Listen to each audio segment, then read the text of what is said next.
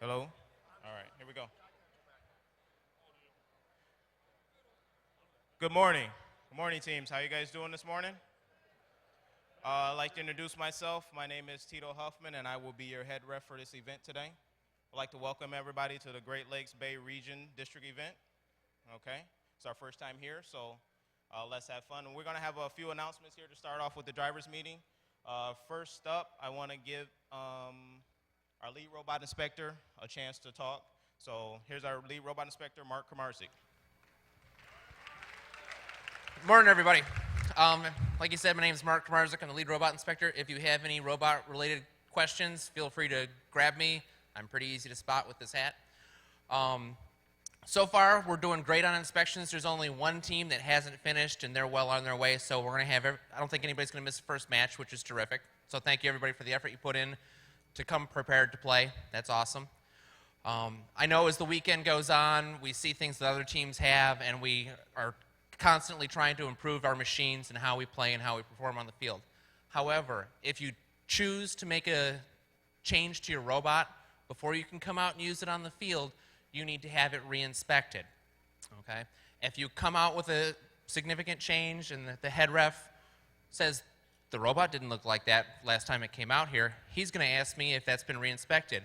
If I can't tell him yes, then you guys are in danger of getting a red card, and actually if it's an uninspected robot on the field with, I can't remember the rule number now, but that ends up with the entire alliance getting a red card due to having an uninspected robot on the field. We don't want to see that happen. It's not fun for anybody. So if you do make changes, come let the inspection team know so we can help work with you, protect you, defend you if they see something that they don't remember out on the field, okay? Other than that, any questions for me? I know I've talked to most of you guys already, so. All right, well, good luck this weekend. Have fun.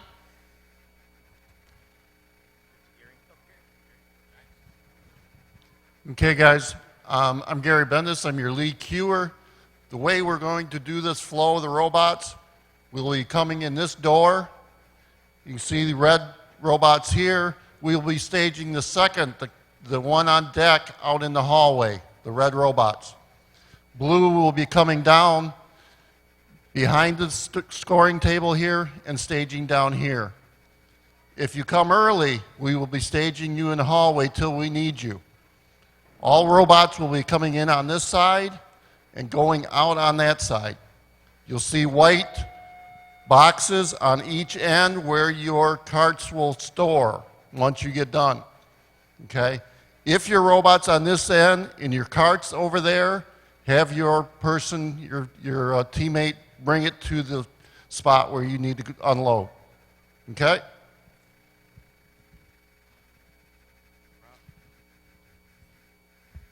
All right, good morning, everybody.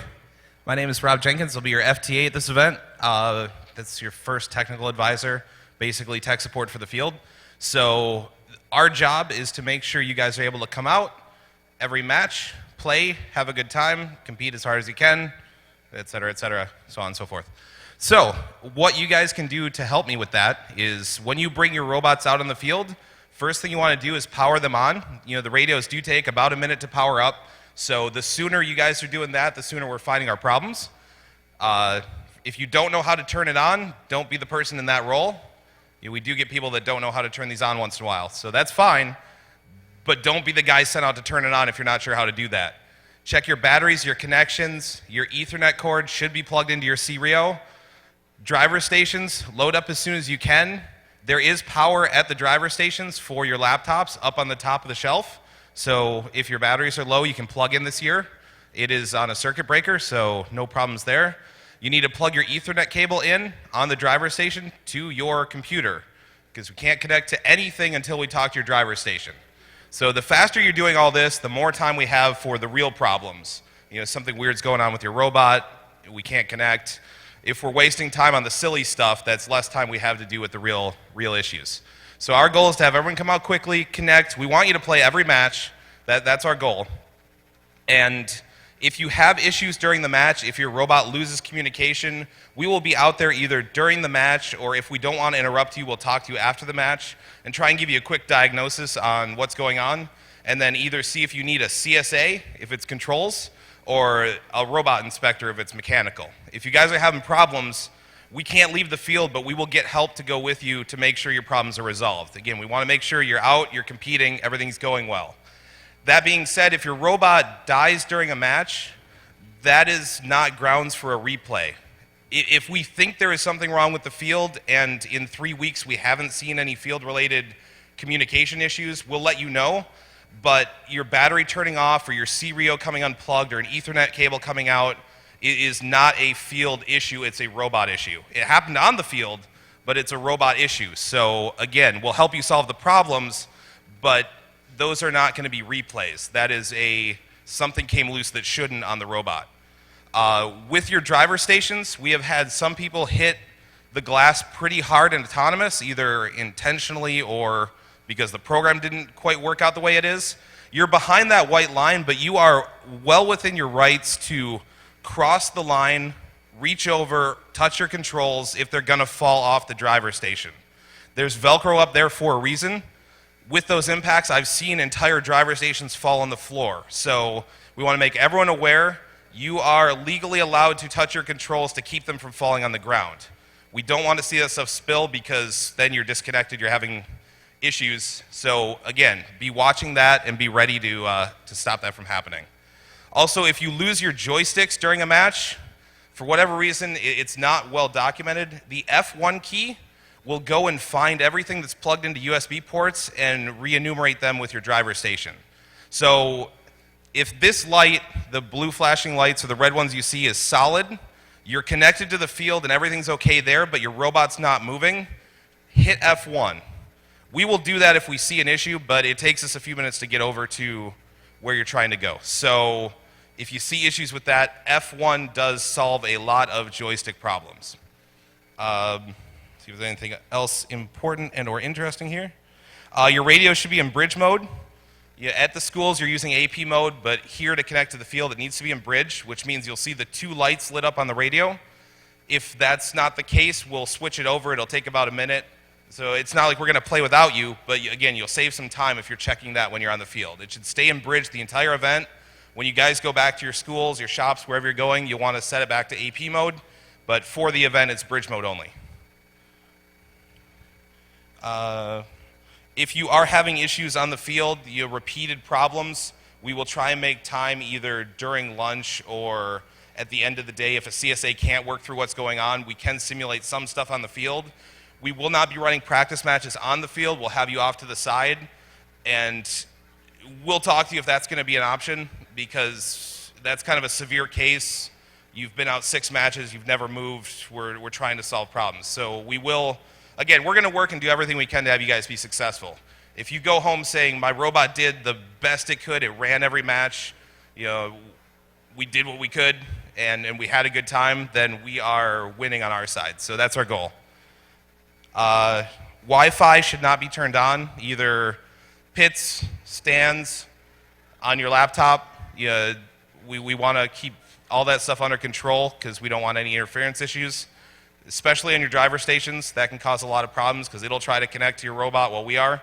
So make sure your Wi-Fi is shut off. And one of the additions, I think 2 weeks ago, is they added plastic up above the high goals.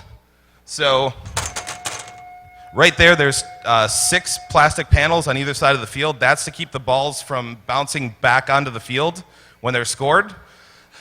What you can do to help us is watch your heads. When you're driving, if the balls are coming through, there's not a whole lot of shelf space. So if you're standing back watching how your team's doing, be aware that people are shooting in a direction that could hit you. So field reset will be behind you. Just keep an eye out. We will try to work and move in seamlessly around you. We don't want to interrupt you while we're collecting playing pieces off the field or whatever, but watch your own safety. And then also the truss is at 5 feet, so if you're taller than that, watch your heads. We don't want people crossing any more than they need to, but I have it on good authority that hurts. So watch yourselves. Other than that, I think that's kind of it.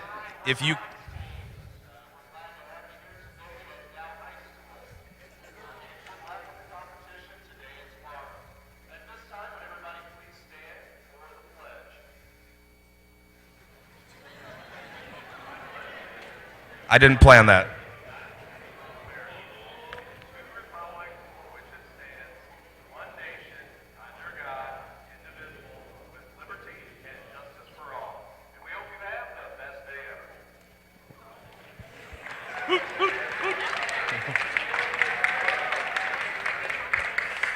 All right, so we're not done. But I think that is his cue for me to stop talking and let things move on. So unless anyone has any questions from the field side of things. All right, if you have questions that come up, let us know. I'm not going to win.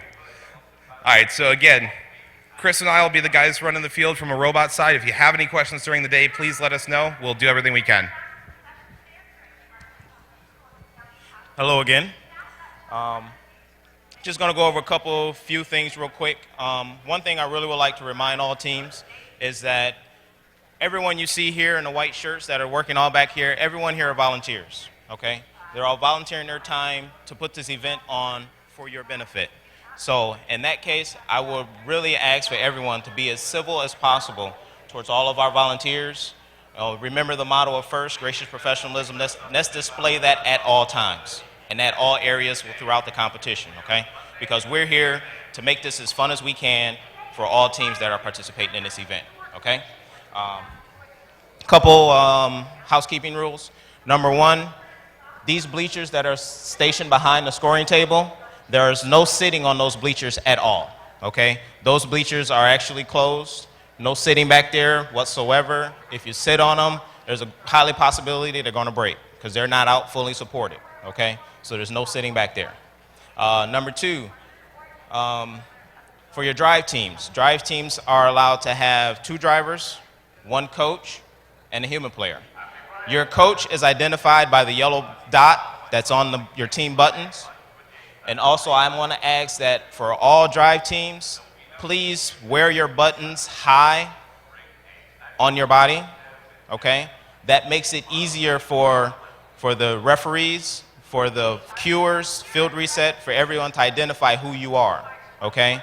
Buttons that are placed down low, it's hard for us to see and identify. If you have a jacket on, please wear the button on the outside of your jacket or towards the middle of you so that it's visible at all times so that we can see it, okay?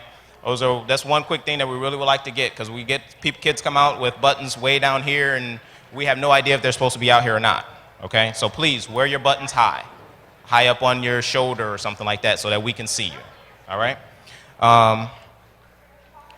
One other thing is I want to also remind you guys that penalties and tech fouls this season are pretty steep. Fouls are 20 points, technical fouls are 50 points. So let's draw a minimal amount as possible. Let's not draw any. Please, let's have some clean play out here today. What's that for?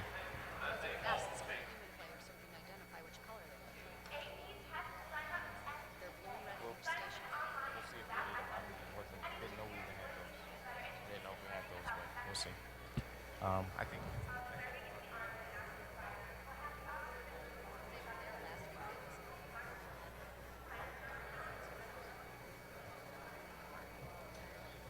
I haven't. All right. Okay. Also, your referees are going to be tracking possessions. So as teams possess the balls as they move down the field, the referees will be inputting those on the tablets. They're also going to be inputting scores in a high goal, low goal. They're going to be tracking your scores for autonomous, whether your goals are hot or not. Your lights are going to light up, and they're going to switch from one side to the other. One side's going to be hot for 5 seconds, and then it's going to switch to the other side for the other 5 seconds for autonomous, okay?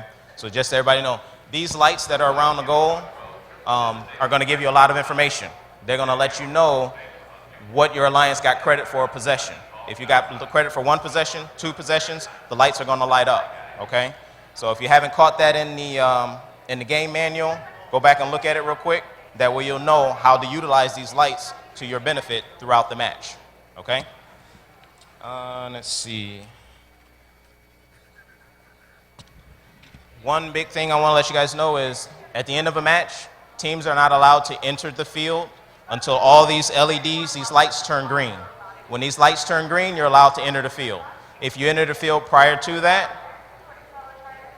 you guys are not going to have a good time, okay? So only enter the field when these lights on the LEDs turn green.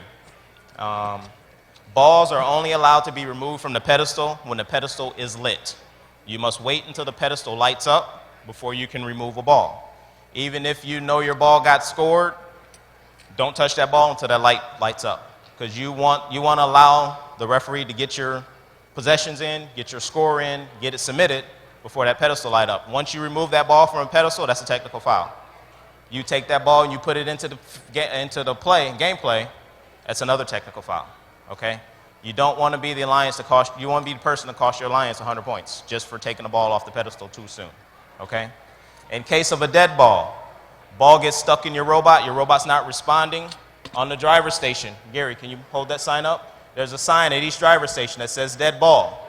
Take that sign, press it up against the glass, and then tap on the glass to get my attention so I can end your cycle and light your pedestal so you can put another ball in play, okay? So make sure you take that sign and put it on the glass, because we have cases where teams take the sign and just wave it in the air.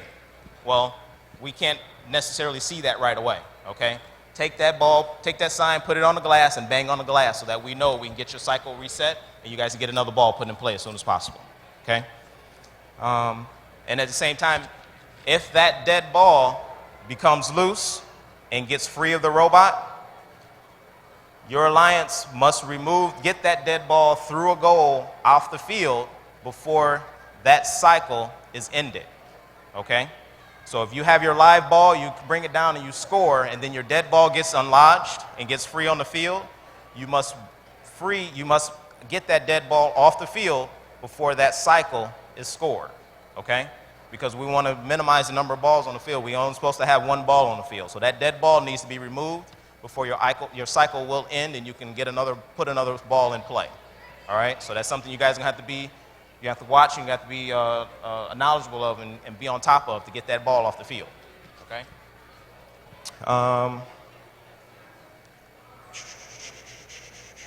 Any questions? Anybody if you guys have a question during the match, after a match, there's a question box, which is right behind here. All questions should be directed to me, the head ref.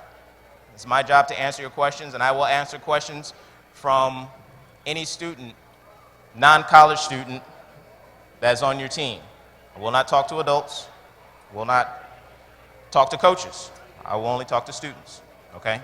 So you students have a question, come on up to the question box, and we can have a conversation, okay? There's no cell phone usage, no Bluetooth, no short-range radios, no communication while you're in a driver's station, okay? Those are not allowed. And just for reference, what the lead robot Spectre was talking about, if you play a match with an uninspected robot, that is a T6. It's in section 5 in the tournament section. It's a T6 violation. It's a red card for your entire Alliance, okay? All right, last thing I want to go over is the wonderful update to the rules that was posted yesterday.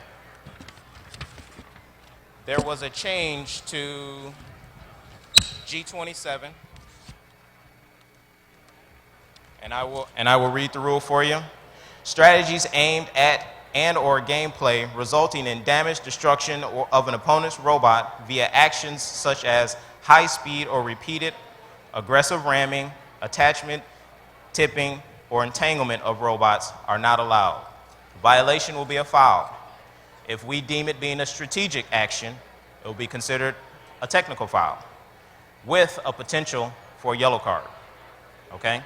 So the previous entanglement G27 has been expanded to include aggressive high-speed ramming, okay? So if we deem that to be aggressive or intentional, it will be called, all right? Question? I couldn't hear you.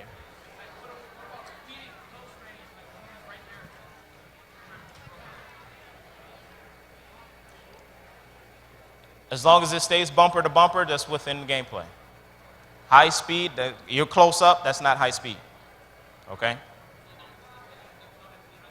Right. Now, one thing I would like to say, the name of this game is aerial assist. The intentions of this game is for teams to assist each other in moving the ball down the field. Everyone in this room here, as long as you have a driving, rolling robot, you have an opportunity to play offensive in this game. Okay? So I would encourage everyone to think strategically on playing offense in this game. Let's have good, fun, clean play. Any other questions? Yes. Will contact inside the bumper zone or frame perimeter only be called if it is consequential or damaging, as it's written in the rules? Yes. The question was about G28, whether or not that was going to be called for consequential contact inside the frame perimeter. Yes, that will be called consequential or damaging. That will be called, yes, and that's how it will be called. When will the pinning call start? At the beginning of the pin or after the 5 seconds of the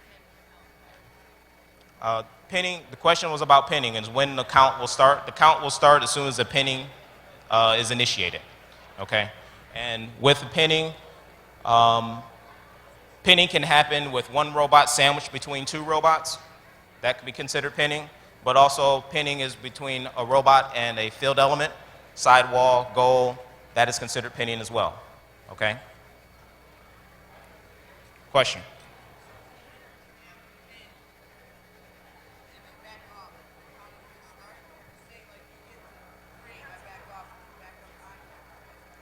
As long as you back up 6 feet, the question is will the count stop if they back up? The pinning count will continue until the pinning robot backs away at least 6 feet from the robot they were trying to pin. Okay, then the count will stop. Okay? Now, in the process of the pinning robot backing away from the pin, if the robot that was being pinned follows them, the count instantly stops. Okay? Okay, because at that point, they're not allowing that robot to get the full 6 feet away, and at that point, the count will stop. Okay? Questions? Questions? None? All right. You have one more thing? One more thing, I want to get these teams ready at 10:30 Okay. when opening. Okay. Let me. All right. Okay. We're gonna do a call out for the first 3 match for the robots that are in the first 3 matches. We're gonna do a call out for those. After that, the driver meeting will be over. But I would like all rookie teams to come out. You want them over here? Come out to the field, right into the red zone right here. All rookie teams, after the announcement is given out to which teams are in which matches, I want all rookie teams to come out to the red zone and stay over here for me, okay? Thank you very much. Okay, match 1, we want you guys on the field when opening starts at 10:30. Match 1 will have 33, 5156, 4382, 3570, 2145, and 1243. We want you guys on the field at 10:30. Match 2, staging is 5155, 66, 5215, 5251, 5224, 2619. Okay? Good luck.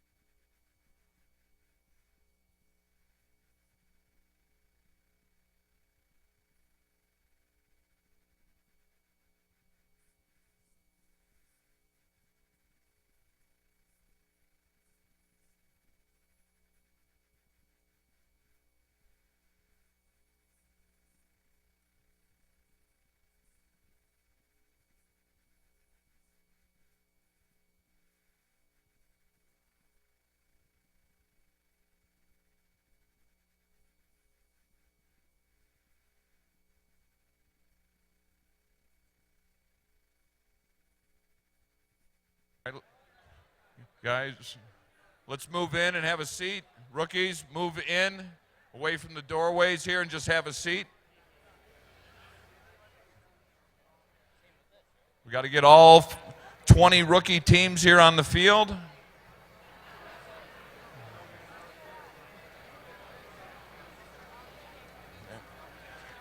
Come on in, make room for everybody. Wherever you can, folks. Also, if they find Is there enough room for us?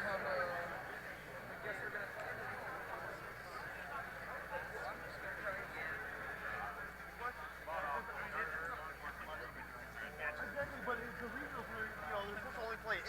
Do they ramp it up?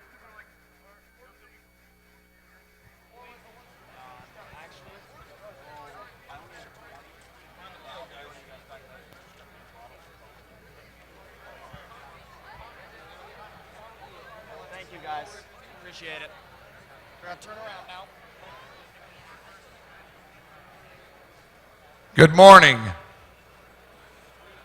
My 20 rookie teams, I'd like to welcome you to our family called First and First in Michigan. Welcome. You're a part of our family now. You're not in a competition anymore. Put that out of your mind. We are in what we call a cooperation. For all of us to succeed, we got to make sure you succeed. All right? You have a very unique opportunity. Half the field of the 40 robots are rookie teams. You can acquire points and pave your way to Ypsilanti to the state championship right here today. All right? The underdogs, rookies, as you saw what happened to Ohio State yesterday in the NCAA tournament, big dog got knocked off by a little dog. You can do the same thing. All right? What's going to happen over the next 2 days? We're going to play 80 qualifying matches. All right? During that, up on the scoreboard, all right, when you see the team numbers up there, there'll be a little gray box next to them. They'll give the current ranking. All right? When we get done with our 80 qualifying matches, the top 8 teams are going to come out here and start picking alliance partners. But mathematically, if you're in the top 15 teams, you could be an alliance captain. Because if one picks 2, number 9 now becomes number 8. And so on. So 3 picks 4, 9 becomes 7, and 10 becomes 8. All right, so be prepared. Work your list. Try and rank the teams that are around you. If you got a problem, mechanical, electrical, control systems, go to pit administration. There are teams all around you just chomping at the bit to help make you successful. We're going back to the cooperation part. All right? You're not going to be left alone. All right? You're in our family now. Okay? When you come out here for alliance selection process, even if you're standing in the crowd, have your list. As people become parts of alliances, cross them off. So you're not trying to pick somebody that's already on another alliance, all right? Just keep crossing them off as they become members, because they'll be out here, the number 1 alliance, they'll say, who would you like to pick? Well, I want to pick the number 2 captain, the number 2 seed. And then they come over, and the MC will ask them, would you like to join this alliance, or would you like to form your own? Because they can decline them. If they decline them, they can't be picked by another alliance. So if one tries to pick 5, and 5 says, no, I'm going to be my own captain. Then number 1 picks somebody else, then it's number 2's turn to pick. They can't pick number 5. They're locked in. They may move up, but they're not going to join a different alliance. And the only reason, if you're standing down here, not in the top 8, to say no, it's because you're broken. All right, that's the only reason you'd want to say no. Other than that, you want to be out here in the dance playing in that top 24 teams. And if you're not in those top 24 teams out here, in the first round of the quarterfinals, the next ranked 8 teams can't leave, can't pack up. Because if Alliance 2 has a robot that catches on fire or just falls apart or whatever, is inoperable, the number 1 ranked team of the ones not picked to be in the elimination rounds automatically goes on that team. So I got 8 alliances. I'm going to need the next 8 to stay. Then, when we get to the semifinals, the top 4. Then when we get to the finals, the top 2. All right, so as they fall away, you can start packing up.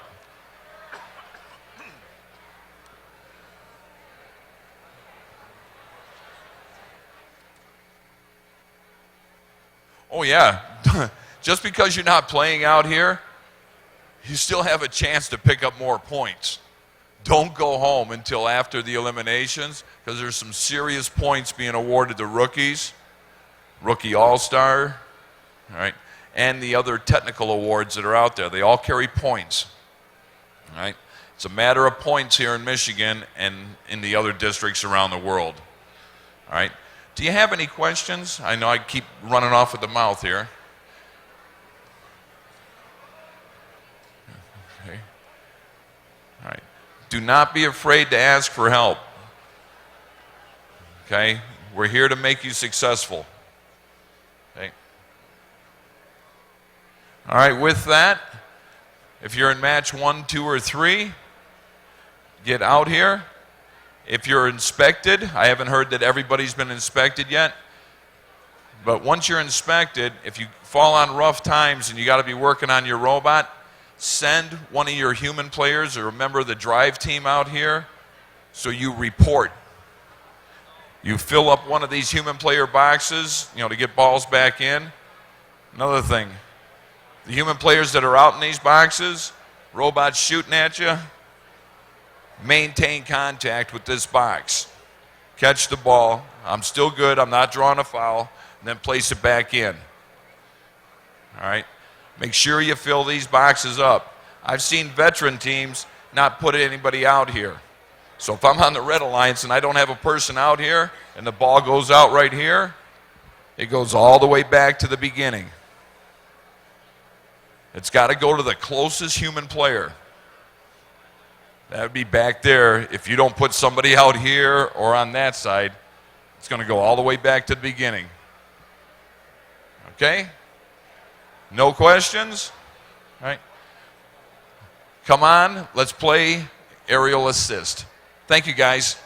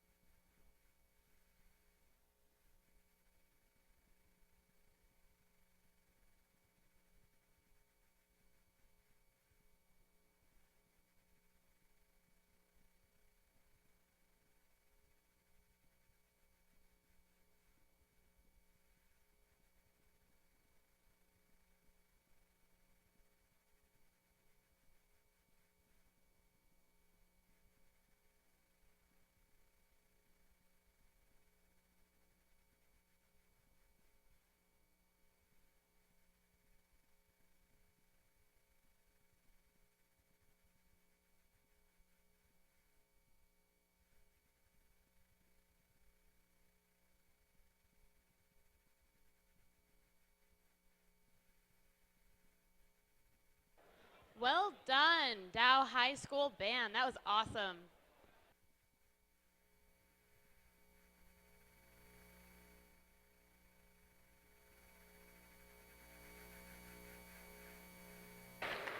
Let's give it up for the band. Yeah. Wow, there's a lot of people here.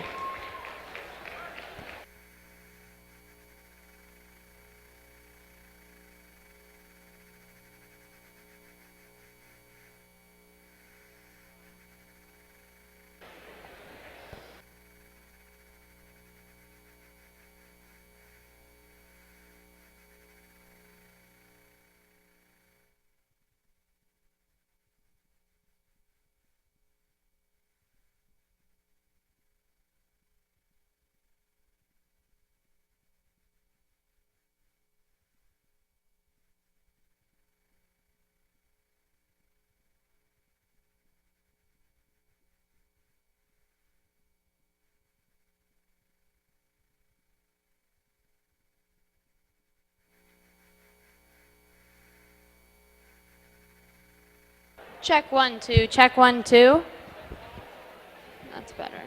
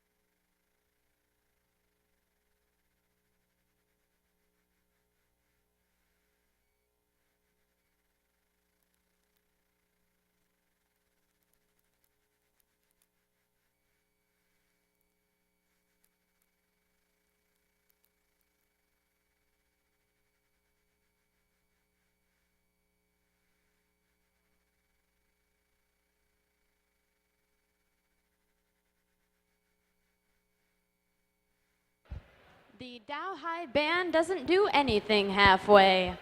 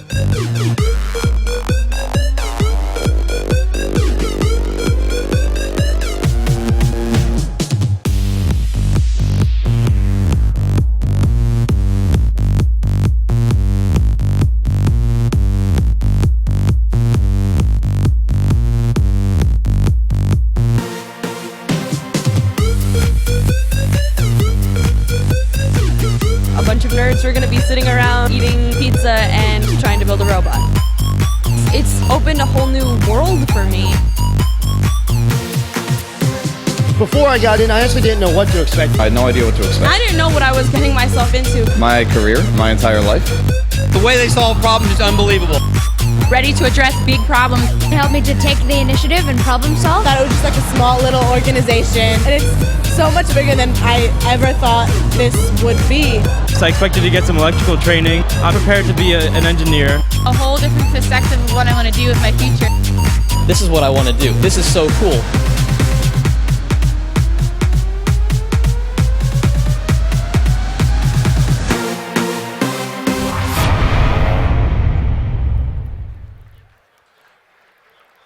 Good morning, Midland. Yeah. Please put your hands together.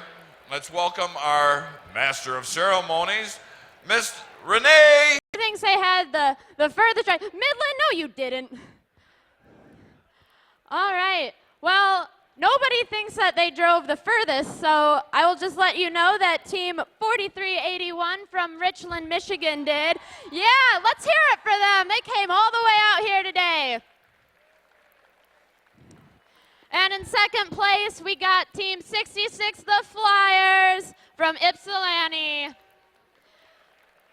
It's great that we've got teams from West Michigan, from Detroit area, from the Thumb. We've got teams here from Pigeon, Michigan, and even from Ubley.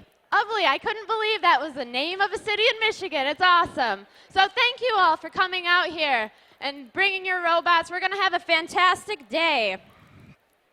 Before we get started, though, here's a message from our first founders, Dean Kamen, and our national advisor, Woody Flowers.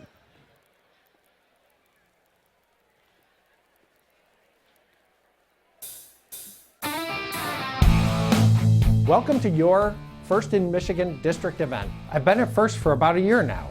I thought there'd be lots of chances to meet creative, energetic young people as they work through the challenges of a First robotics season.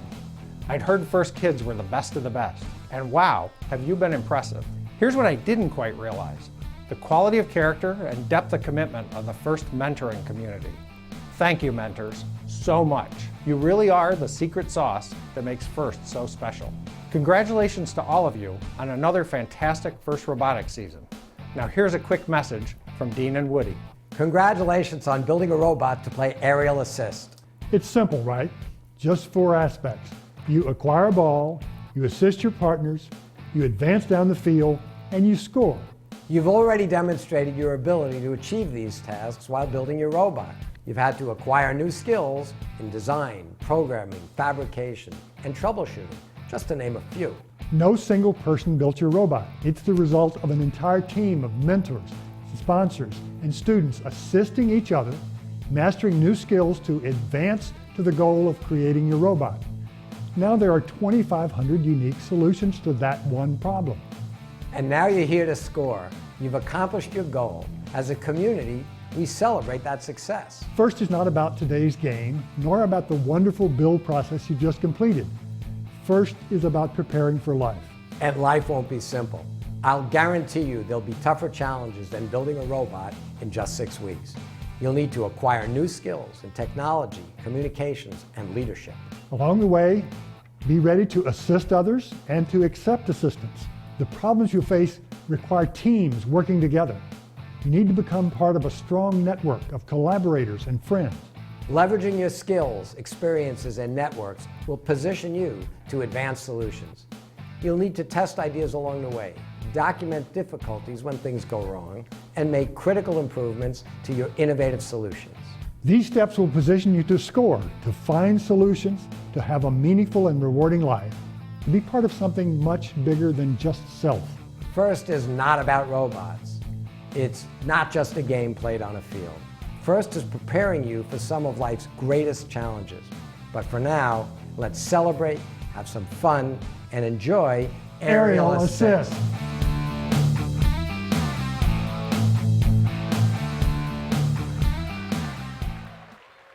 Don't you love those guys?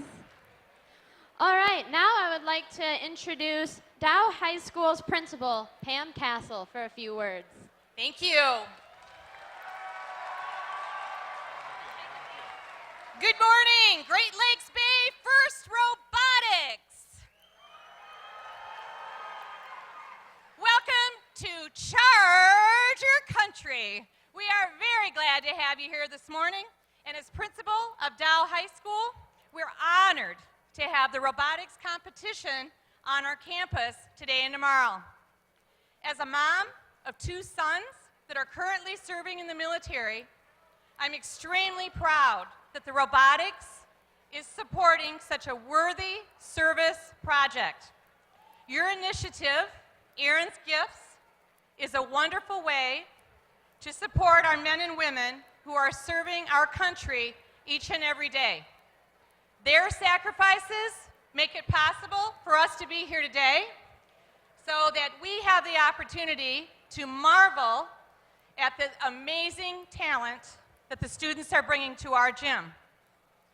Dow High is proud to to host our first competition this weekend. We're proud to have the science and technology student leaders from across Michigan join us in the competition. A heartfelt Charger spirit thank you to the volunteers, our parents, advisors, our students who helped make this happen the last couple of days, our event sponsors, and community leaders. We thank you for making this a very memorable and fun experience for the students. From the Dow High staff and student body, we wish everyone at the tournament a very successful, but most of all, a fun competition. Have a fabulous couple of days. Thanks for coming to Dow High. Have fun.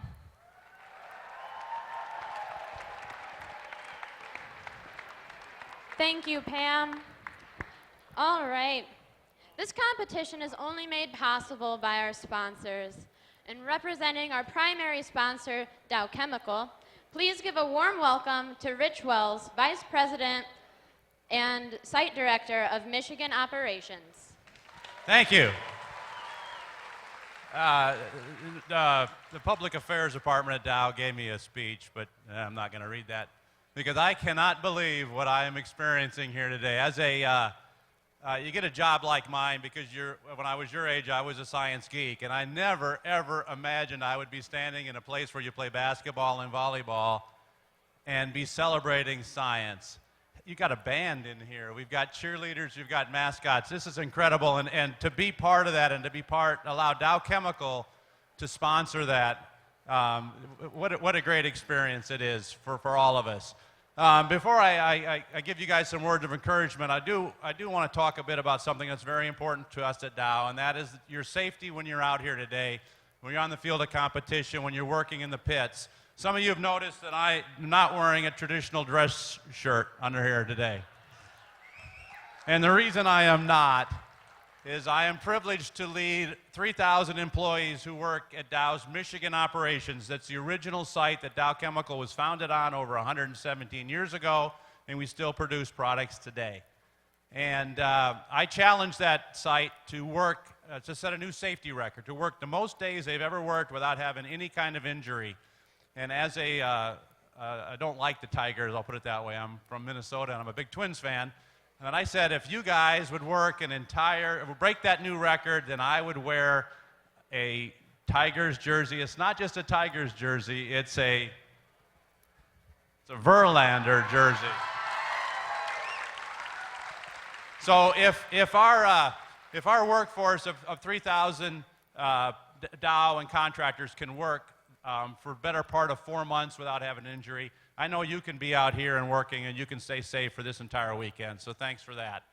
You know, this FIRST Robotics, and you saw Dean Kamen up talking about, he founded this. I had the pleasure of meeting Dean earlier this year. What a concept. It's a way to make science, technology, engineering, and math fun. And quite frankly, we need it to be fun because right now in our country we have a crisis. And it's a crisis that threatens the entire, so I'm concerned, our country and its future. You see, our country is going to advance because we invent things. We innovate new things. And that takes people who have interest in science, technology, engineering, and math, in STEM.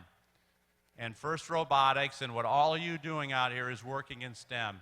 And our hope and our desire is that you take this creativity, you take what you've learned, and continue to work on that, take it through college, graduate from a university with a degree in STEM, and then that allows the companies and the institutions like Dow Chemical to take your talents, put them to work so that this world is a better place because of your talents.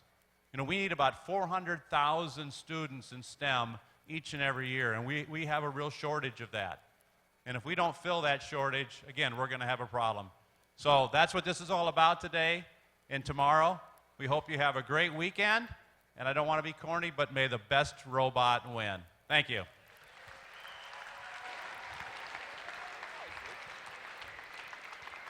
Thank you, Mr. Wells. All right, now we've got to meet a very special group of people. That's right, they are the blue shirts. They are our crazy judges. They've got a very difficult task ahead of them this weekend. And to introduce them, please welcome the judge advisor, Louis Martin, president of Martinsight and AdComp North America. Thank you, Renee. You know, I was a mentor for 5 years of a team a bit south of here and been doing this for a couple of years. And I can tell you that every day at work, we use all the business and technical skills you learn to sell materials. So what you're learning is incredibly, incredibly important. And what you have here today is also an incredibly competent team of judges. We will find the best of you for each award that we can. So good luck to all of you, and make a good showing for these guys, all right?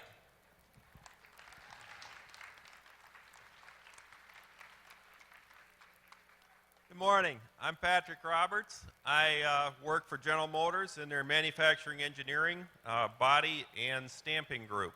It's great to be here today.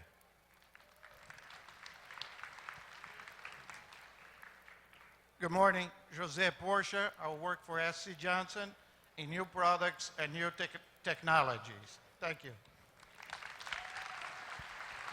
Good morning, teams. My name is Barry McGregor. I work for Dow Corning. I'm the Global Manager of Automation for Dow Corning. Good luck, everybody. Hello, everyone. I'm Jack Robinson. I work for Dow Chemical, and I'm a scientist. Good morning, everyone. My name is Paul Morabito. I work for Dow Chemical. I'm a manager of a group called Automation, and good luck, everyone. Hi, good morning, everyone. I'm the president of the Savant Group of companies here in Midland, and we manufacture laboratory instruments and run a laboratory testing program. I'm so excited to be here and see what you guys have all built. Hello, I'm Sarah Stoner. I'm a process engineer in an R&D group at Hemlock Semiconductor, and I'm excited to see what you guys have to show us today. Good morning. I'm Brooks Wells. I lead the process automation team at Hemlock Semiconductor. Hello, everyone. My name's Heidi Mahon. I'm Director of Student Services in the College of Science and Technology at Central Michigan, and I'm very happy to be here. Good morning, everyone. I'm Joe Fiore. I work at Next Year Automotive. I am an engineering manager there. Hi, everyone. My name is Jim Nigro. I work at McKay Press as our Vice President of Sales and Marketing, and I'm having a riot, so keep on making my day. Hi, I'm Bob Whistler. I'm the IT Director at Northwood University. Glad to be here. Hi, everybody. I'm Chris Charleboy. I'm the Quality and Continuous Improvement Manager at Hutamaki Plastics. Good luck. I'm Andrew Chubb. I'm the Associate Dean for the College of Science, Engineering, and Technology, STEM. Yeah. At Saginaw Valley State University.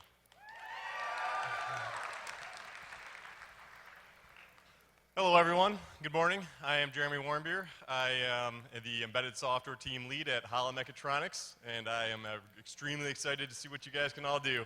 Thank you. And I'm the last judge. I'm Claude Dinsmore. I work for Fanuc Robotics. My day is building robots just like your day. So everybody, have fun and great competition today.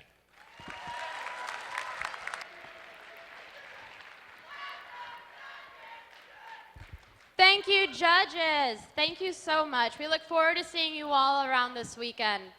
There's another fantastic group of people. Their job is to ensure fair gameplay, making sure everyone operates within the rules, and making sure all teams compete in a graciously professional manner. Can we please give it up for the judges? And please welcome your referee leader by Tito Huffman, project engineer in propulsion systems research at General Motors. That was weird. How's everybody doing today? I just want to introduce my refereeing crew for you today. Today we have all the way from Minnesota, Matt, come on out. Next slide. We also have Leith, come on out. We got Shane, Greg, got Mark, and last but not least, we got Steven. All right, this is our ref crew for today. We're here to have fun. We're here to call a good match. Thank you very much. Thank you, judges. Safety is so important to us at First. To help keep us safe this weekend, I would like to introduce our lead safety advisor, Samuel Bob, engineer for UL in Northbrook, Illinois, and the UL safety advisors from UL and Dow Chemical. They're over there in the green shirts. Now let's take a look at the winning safety animation by Team 3324, the Metrobots.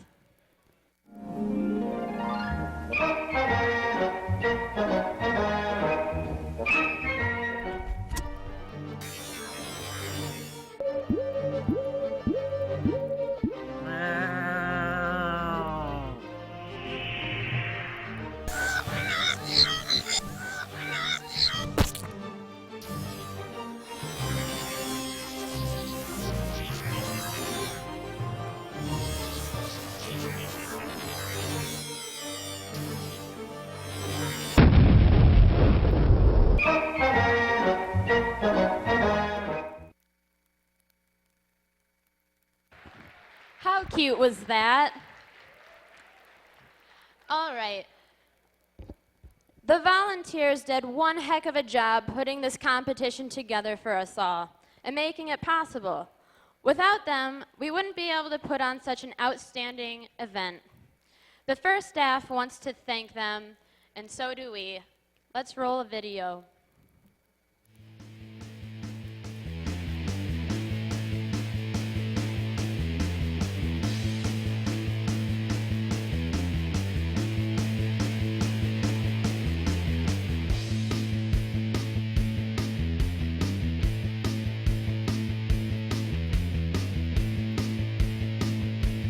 First is changing lives and building a better future. Volunteers, we couldn't do it without your talents, passion, and heart. Here at First Headquarters, we just want to say, Teşekkürler. Muchas gracias. Thank you. Doje. Спасибо. Ta. Thank you. Iniche. Inibara. Domo arigato. Thank you. Zikomo kwambiri. Thank you. Sheshe. Thank you. Kamsahamnida. Thank you. Danga. Thanks, eh? Grazie. Marachkwa. Thanks. Toda. Thank you. Merci. Obrigado. Thank you. Thank you. Thank you, First volunteers. no matter how you say it, we appreciate everything you do. You make the difference. You make us first. Yes. The volunteers are doing an awesome job. Let's make sure they're appreciated this weekend. Mentors and coaches, they're also very important for First. Now, there's a lot of mentors and coaches who not only do First robotics competitions, but they're involved in First Lego League and First Tech Challenges as well. And their job is so important because they're teaching all of these students how to think outside of the box and how to solve problems and methods and techniques, and it's so important. So can we just give it up for all of our mentors and coaches? I want to hear it, guys. They deserve it. You all deserve it.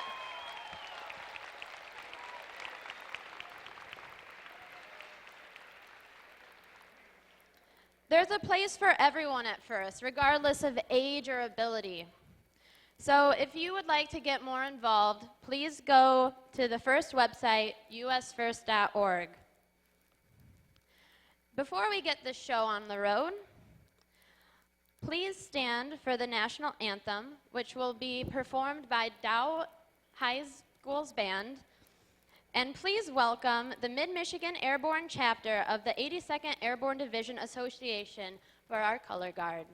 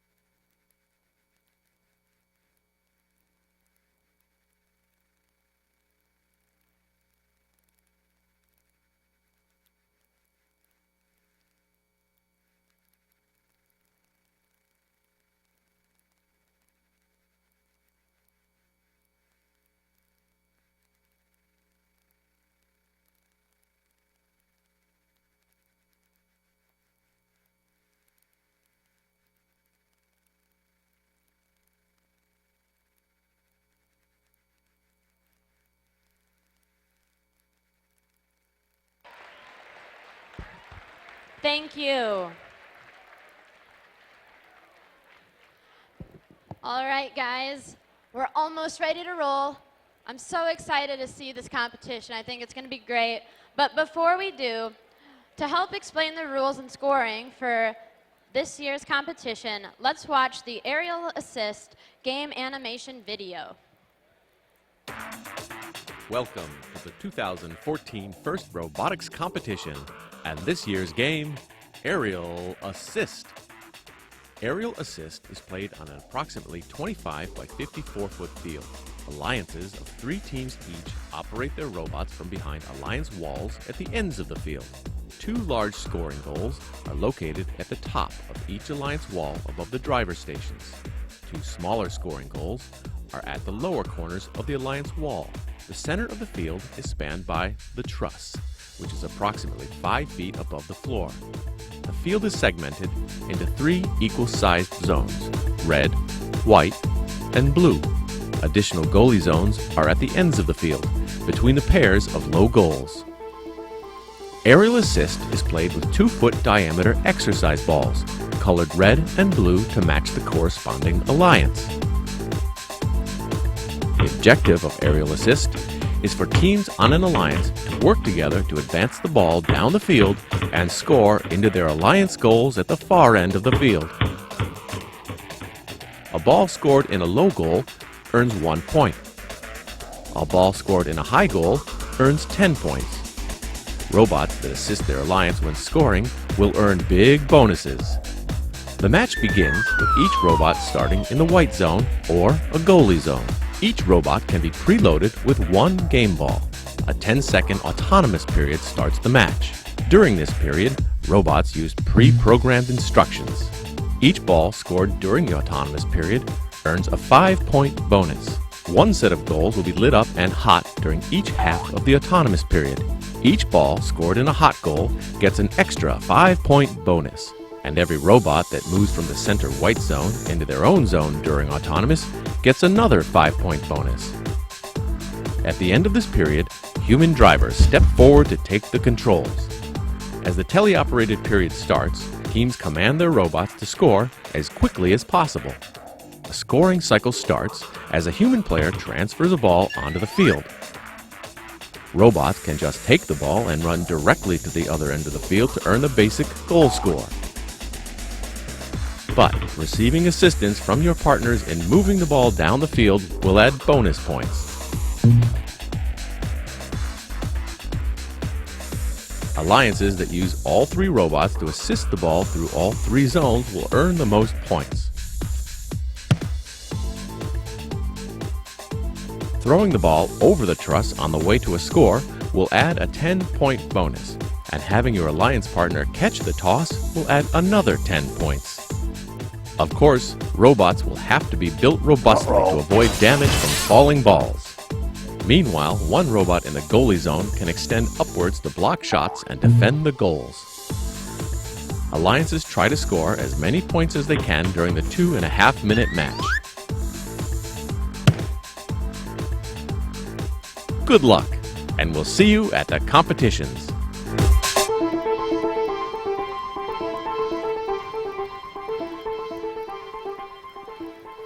All right, it looks like we're almost ready to go. Now, please give it up for our wonderful game announcer, Tom Nader.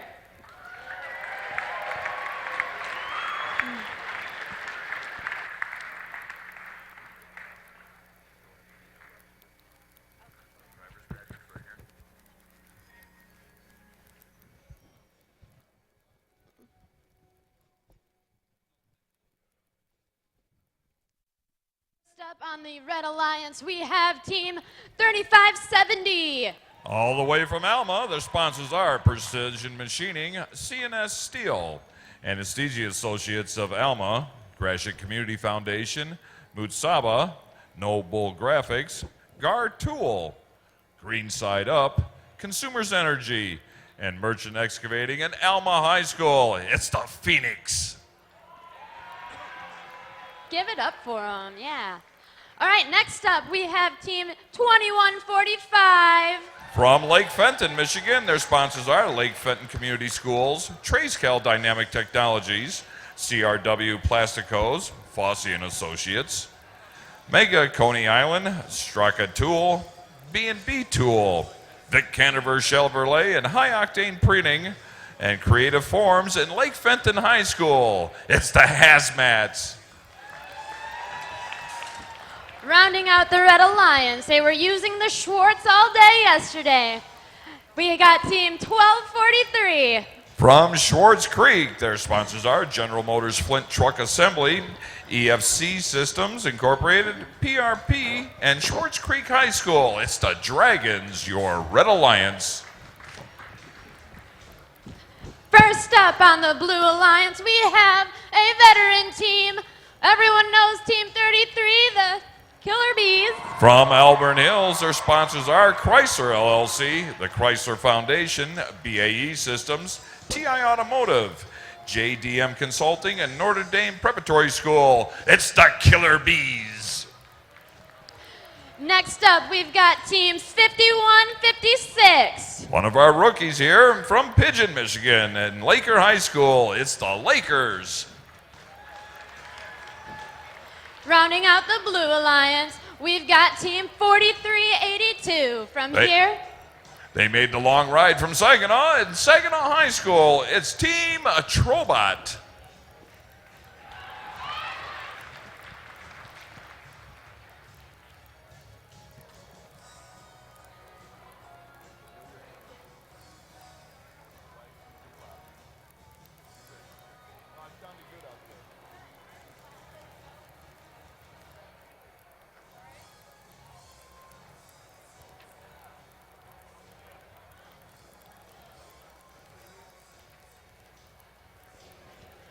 We're just waiting on a green light here on the field.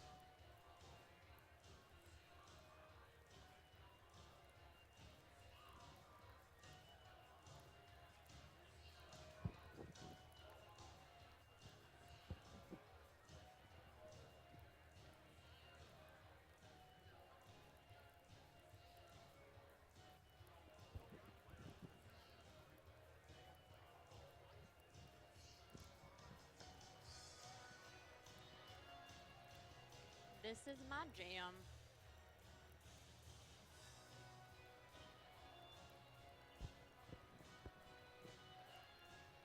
All right. It looks like we've got the green light. If all teams are ready, we'll get going here in 3, 2. Wait. Nope. Got to get a human player into the box over there. All right, here we go. All right, now we're ready. In 3, 2, 1, go. Blue Alliance shoots and scores. There's a long shot. The Killer Bees at the top of the goal, but the 43-82 for the Blue Alliance. Team Trobot scores. All right, we have 2 albatrosses on the field, 1 for the red and 1 for the blue. As soon as they get those cleared off, they can begin their next cycles.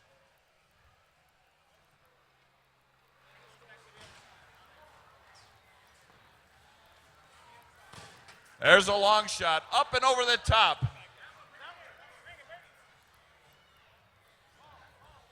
Killer Bees are waiting for the human player to get the ball.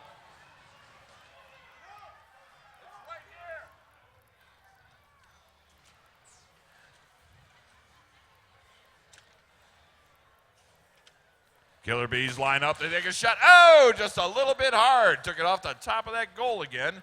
Meanwhile, the hazmat's right there. Killer Bees drop into a shooting solution. They shoot. Oh, they ring the top and bottom of the goal again.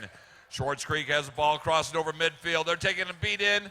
They're going for a truss shot over to their human player. Oh, it hit the side rail, but they still get the 10 points for crossing over the truss. Meanwhile, the Killer Bees working on their calibration. Team 35-70 trying to put down some defense. Playing a little basketball between them and the goal. Killer Bees shoot past them. They take a shot. Oh, they rattled it again.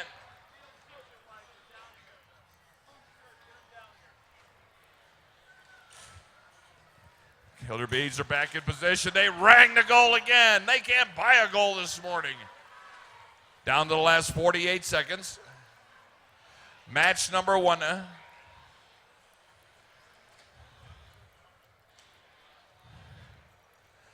Killer Bees back in the position. Schwartz Creek scores another shot over the goal. And they scored. Blue Alliance is starting to close the gap.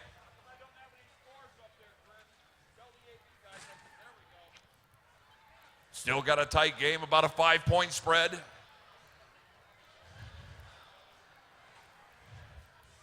We're in the last 10 seconds. There's a shot over for the Blue Alliance. They picked up some points there, crossing over the truss. Killer Bees are trying to gather that ball. Got down to the last second, and time expires here in our Heroes in match number 1.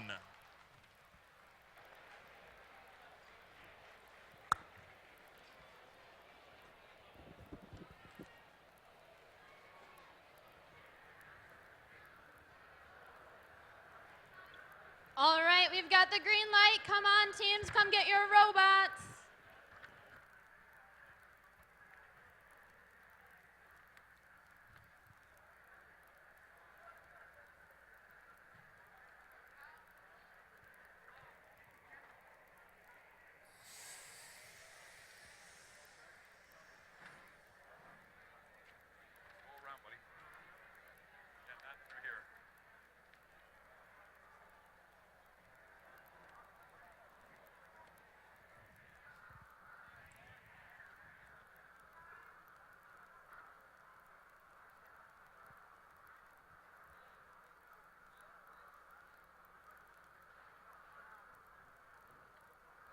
All right, we're ready with the scores from match number 1. And winning by 5 points, the Blue Alliance, 47-42.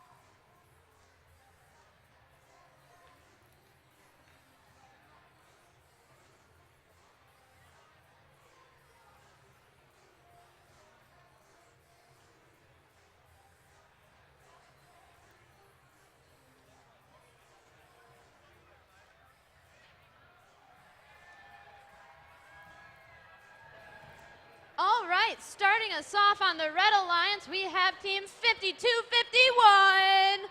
From Flint, Michigan, their sponsors are the Way Academy of Flint. It's the Warriors. And I met these guys yesterday at Driver Station 2. We got 5224. From Standish, it's Standish and Sterling Central High School. It's Panther Power. Rounding out the Red Alliance, the home team here today, we've got Team 2619. One of our host teams from right here in Midland. Their sponsors are first of the Great Lakes Bay region, Dow Chemical. Next year, Midland Steel and Midland Public Schools. It's the Charge, your Red Alliance. Starting us off on the Blue Alliance, we have Team 5155. From Umbley, Michigan and Umbley Community Schools, it's the Bearcats. Second up, we've got Team 66. From Ypsilanti, Michigan, their sponsors are the General Motors Corporation, Sortec, Michigan Department of Education, Chrome Identity Group, Ypsilanti Community High School, and the STEM Academy. It's the Flyers. And last but not least, we've got Team 5215. From Frankenmuth and Frankenmuth High School, it's the Steagles.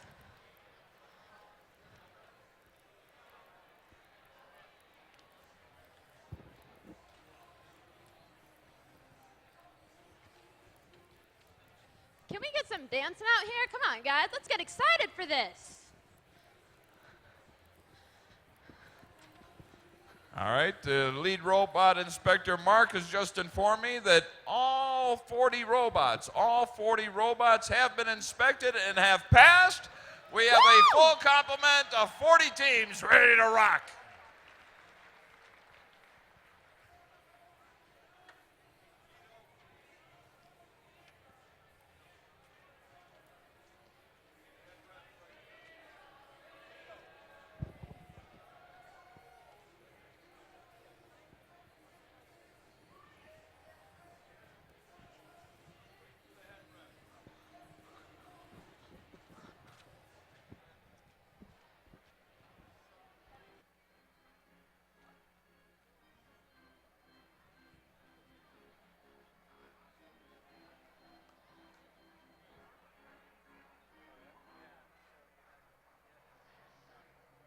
All right, guys, let's kick this off in 3, 2, 1, go. All right, Blue Alliance charges forward, pick up 15 points, getting them all across there.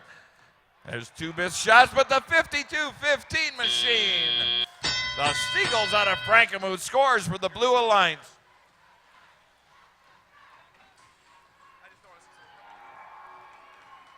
Still got two albatrosses out on the field. 66 gets rid of the first albatross. 51-55 for the Blue Alliance. The Bearcats. Oh, they hit the crossbar. Bounces back. They got to get it over the top if they want to collect that 10-point bonus for crossing over the top of the truss. All right, that was the last of their albatrosses on the field. Now they can begin their cycles and start collecting those points for truss shots and catches and assists.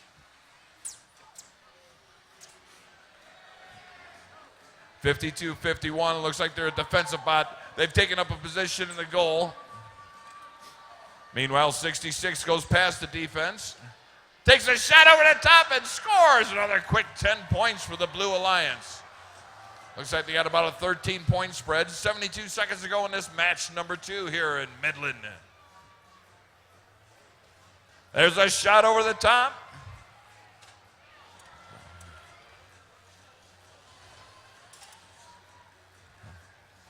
Flyers pick up the ball, line up on that low goal. They shake, they go high. A little head fake there. The 52-51 machine trying to play defense, but the Flyers will have none of it. Down to the last 43 seconds. 43 seconds. Got about a 43-point spread. And the Red Alliance is starting to close that gap. It's down to 23 points. That sound you just heard is your 30 seconds. There's 30 seconds left here in match number 2.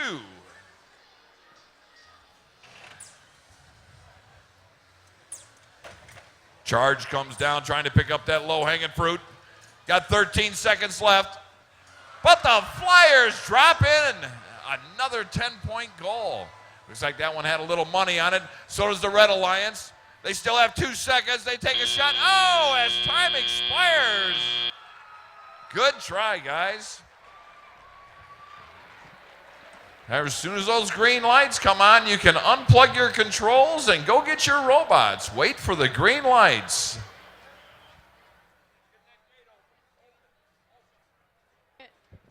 There's those green lights, guys. All right, the lights are on. Nobody's home. Come get your robots.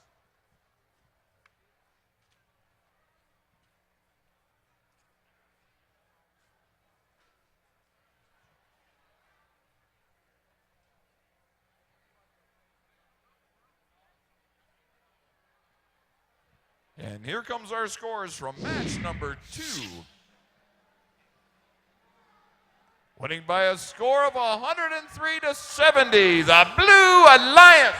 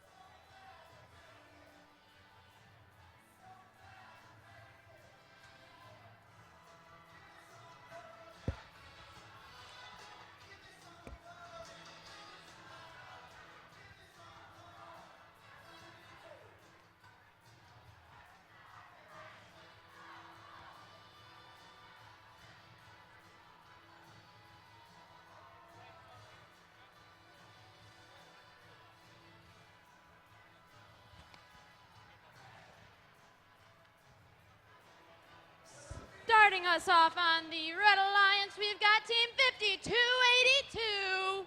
From Durand, their sponsors are SLH Metals, XYZ Landscaping, Tucker Chrysler Jeep Dodge, Papa Joe's Pizza, Durand Self-Serve Lumber, Ace, PSMI, and Durand High School. It's the Railroaders. Woo! Let's hear it for them. Next up, we've got Team 5234. Another one of our rookie teams from Elsie. It's Olive and Oved and Elsie High School. It's the Marauders. Next up, we've got Team 216. From Granville, Michigan, their sponsors are the State of Michigan, Granville Public Schools, Micro Industries, Blue Medora, Heffer and Associates, and Granville High School. It's more Robo-Dogs, your Red Alliance. Starting us off down here on the Blue Alliance, we've got Team 68. From Ortonville, their sponsors are Environmental Wood Solutions, Michigan Department of Education, General Motors Engineering and Structural Development Laboratories, Continental Automotive Systems, Brandon High School, and Holly High School. It's Truck Town Thunder. Next up, I met these guys this morning. It's Team 5017. Another rookie team from Harbor Beach. Their sponsors are NASA, Harbor Beach Chamber of Commerce, McDonald's Foods and Family Center, Holdwick Tiling Incorporated, and Harbor Beach High School. It's the Flaming Tortoises. Last but not least, we've got another Great Lakes Bay Region team, Team 3770.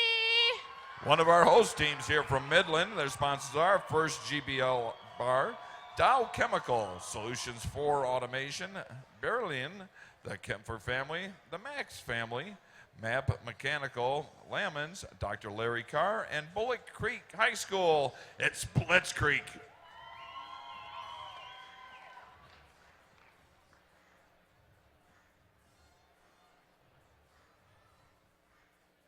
Right now, the FTA, Rob Jenkins, old veteran competitor, he used to be on old Chief Delphi back in the day, I guess.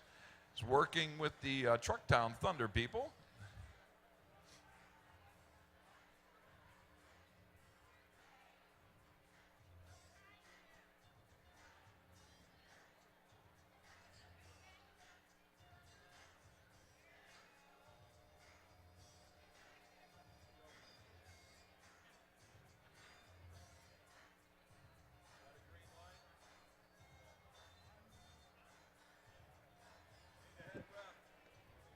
All right, we've got the thumbs up. Let's get this match going in 3, 2, 1, go.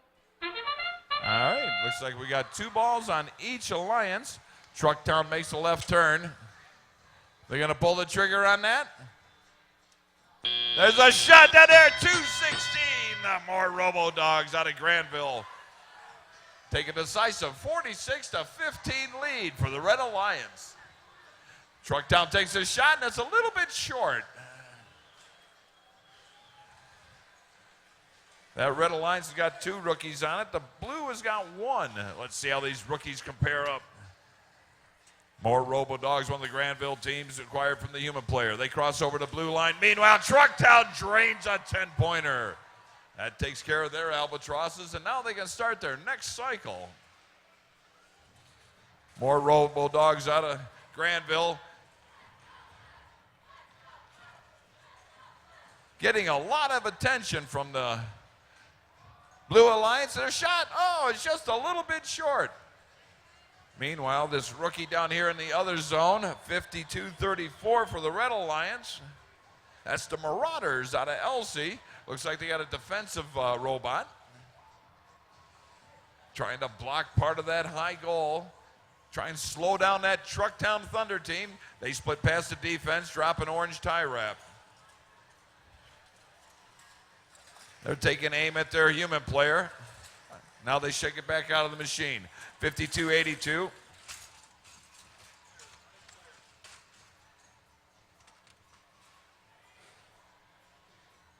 There's a shot over the top by Trucktown Thunder, but it stays in play. Trucktown Thunder comes down. Got their ball handling device. Got a few dots lit up there. They got some money on that ball. That sound the last 30 seconds of match number 3. There they shoot and score for the Blue Alliance. More Robo Dogs take another shot down there for the Red, and it's a little bit short again. Need to get a little more power behind there. Got 13 seconds. Now we're down to the last 10 seconds. Trucktown trying to acquire that ball. They fall back into a shooting solution. Now they're sprinting down the field, and time expires.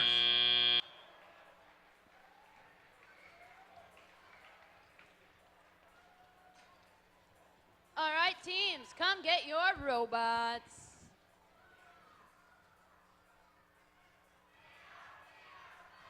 All right, we're ready with our scores from match number 3. And here comes our scores, 58-47, the Red Alliance.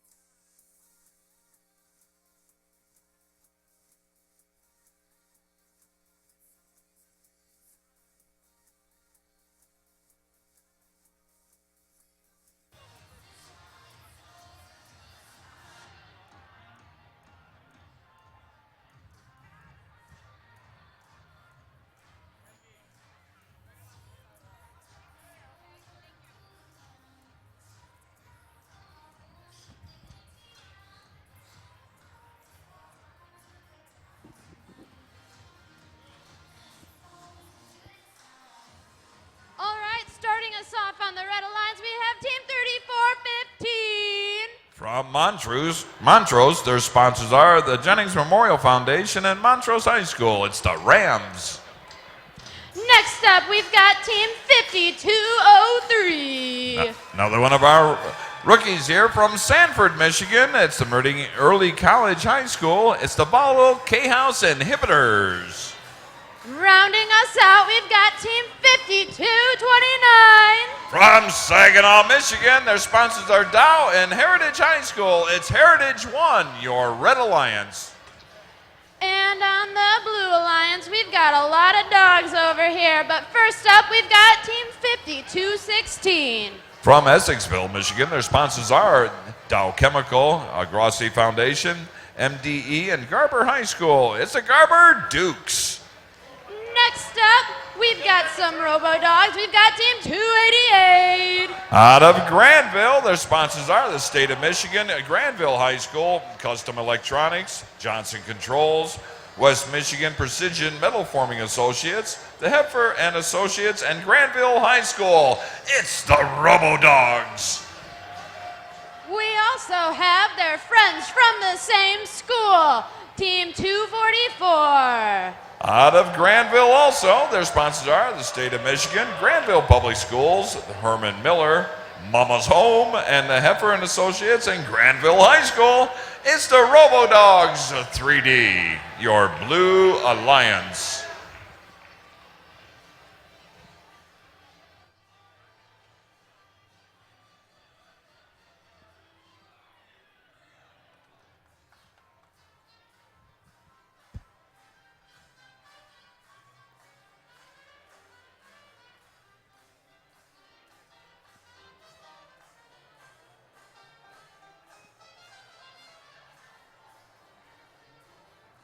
It looks like there's just a little bit of trouble here on the Blue Alliance, but not to worry.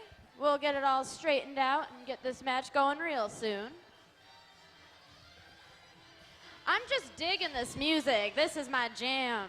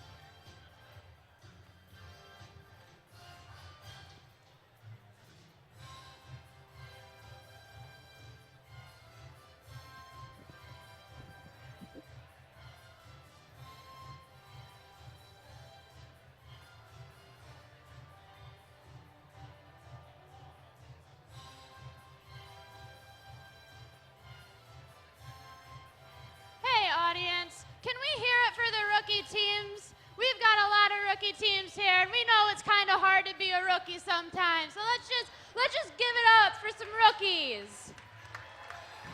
Way to go, rookies.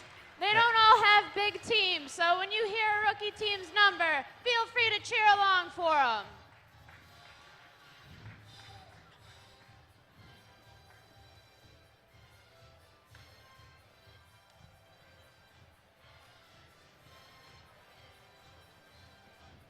Also, let's not forget our sponsors, Dow Chemical. Dow Chemical is a huge sponsor for the Great Lakes Bay region. And also sponsoring this competition, we have Dow Corning. And it would not be possible without them.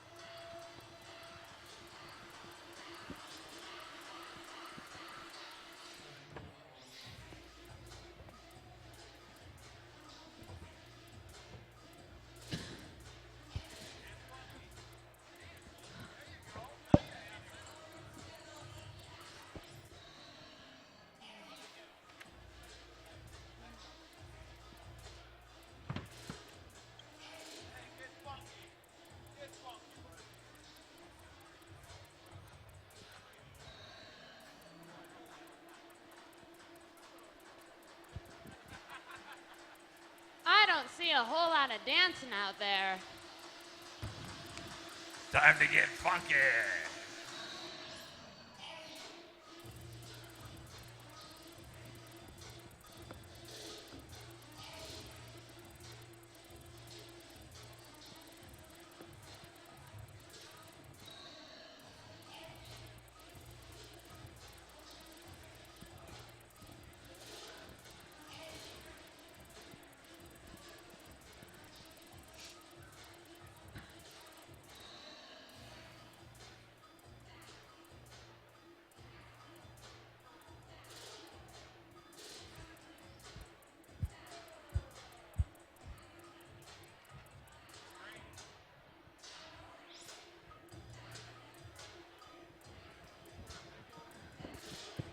Are you all as ready to get this match going as I am? Yay. Are ya? Yay! All right, let's go in 3, 2, 1, go. Blue Alliance and Red Alliance all get across for the 5-point bonuses for each. There's 1, 2 scored. There's a shot. Oh, it dropped off to the side. Looks like the Blue Alliance has got 2 albatrosses sitting on the field, while the Red Alliance only has 1. Red Alliance still trying to get that last ball off the field. Meanwhile, the Robo Dogs and the more Robo Dogs trying to get rid of those blue albatrosses. 244 shoots and scores. And the Red Alliance clears off their albatross. 288 out of Granville, the Robo Dogs. They drop into a shooting solution. They back up, line up square, have their end effector ready. They take a shot. Oh, just a little bit short. 52-03, trying to play some defense on that 244 machine. The Robo Dogs 3D. Now they clear off their last albatross, and now they're back in the game for the getting their next cycle started with only 79 seconds to go in the match. Red Alliance trying to get a ball in.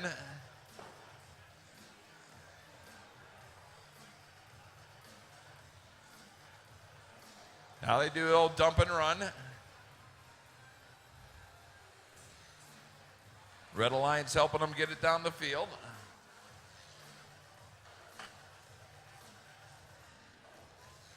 Red Alliance grabs that ball. It was dangerously close, but they shoot over and they get the 10 points for the truss.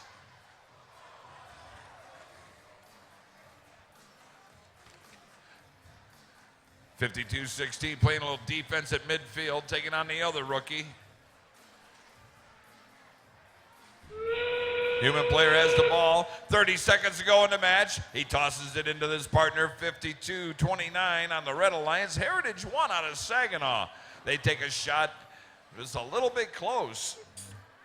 All right, 288 out of Granville. Got 14 seconds left. They pull the trigger, they shoot. Oh, and it bounces off the side of the 1-point goal. Quickly rebounded into the human player. Human player tosses it back in. We got 3 seconds. 2, 1. A little bit short on that one. All right. Let's get these gates open and wait for the green lights. All right, the lights are on. Nobody's home. Come get your robots.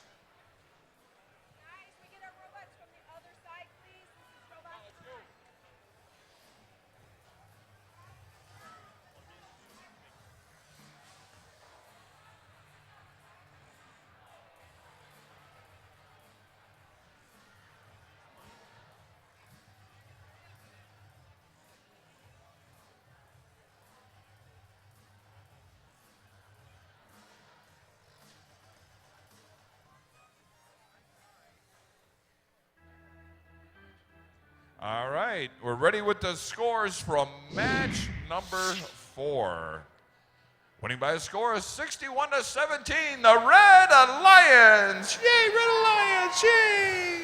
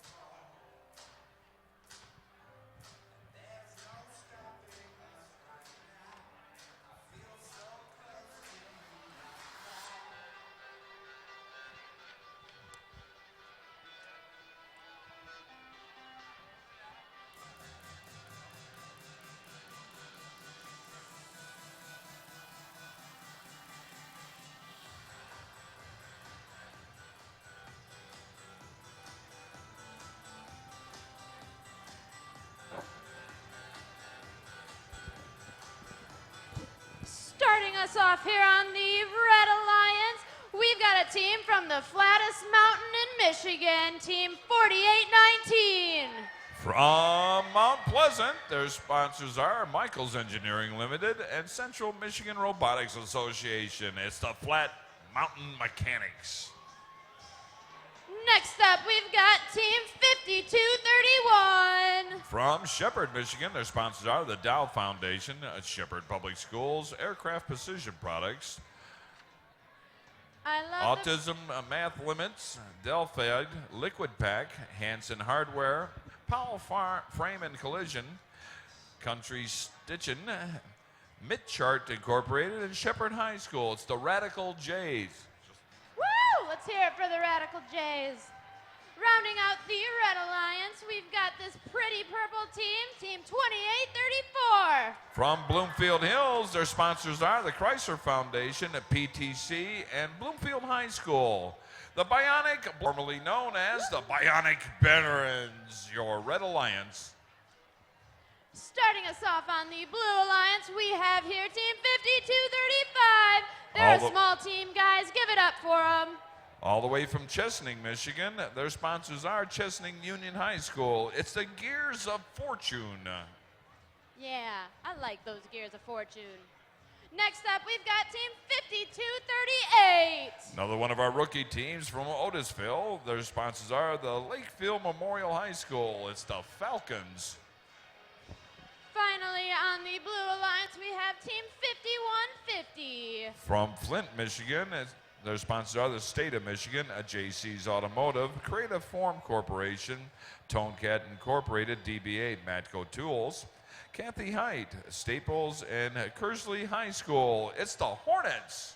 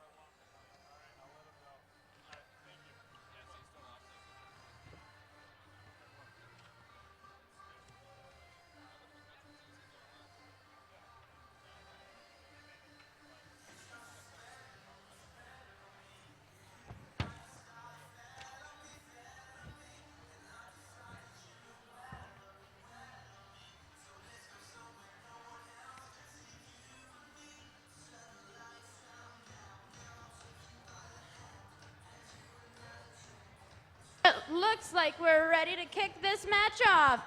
Let's get it started in 3, 2, 1, go.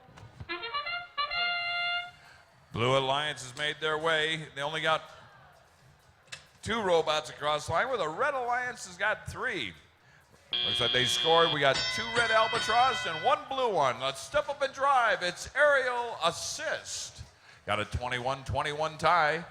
Blue Alliance has got their last Albatross off the field. Red Alliance is still working on 2.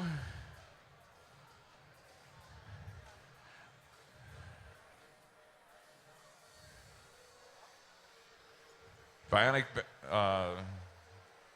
Blackhawks have been Bionic Barons for me for years, but now they changed their name to the Bionic Blackhawks. There's a shot by 48-19, a little bit short. Bionic Blackhawks are going down there trying to acquire that last red one. We still got 2 red Albatrosses out there, and I believe the Blue Alliance has started their first cycle. Got 90 seconds to go in the match. Got to get one more off the field. Bannock Blackhawks acquire that. They drop back into a shooting solution. Are they going for a high goal, or are they going to try and dump it in that 1 point? They shoot and score, the Bluefield Hills team. Now they started their cycle. Human players all set to toss one in. Here comes their partner, 52-31. That's the Radical Jays out of Shepherd, Michigan. They pass it off to their partner, 48-19. 48-19 meets up with some defense of 42-35. They just drew a foul of some kind. We'll find out about that later. 48-19 squaring up with the Blackhawks. They pass it over. Blackhawks have the ball. There's a lot of money riding on that red ball. Got all three of them lit up. They shoot it.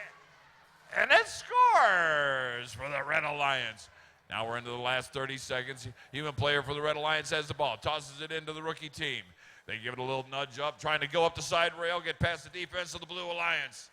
They acquire the ball, 48-19. That's the Flat Mountain Mechanics. They launch it over, score a quick 10 for that Red Alliance. They're starting to pull away. And that's the end of match number 5.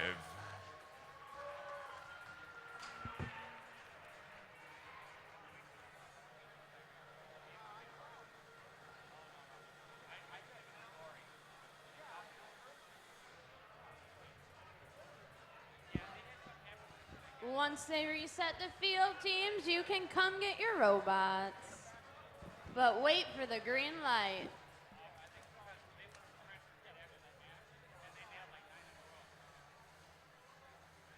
There they are.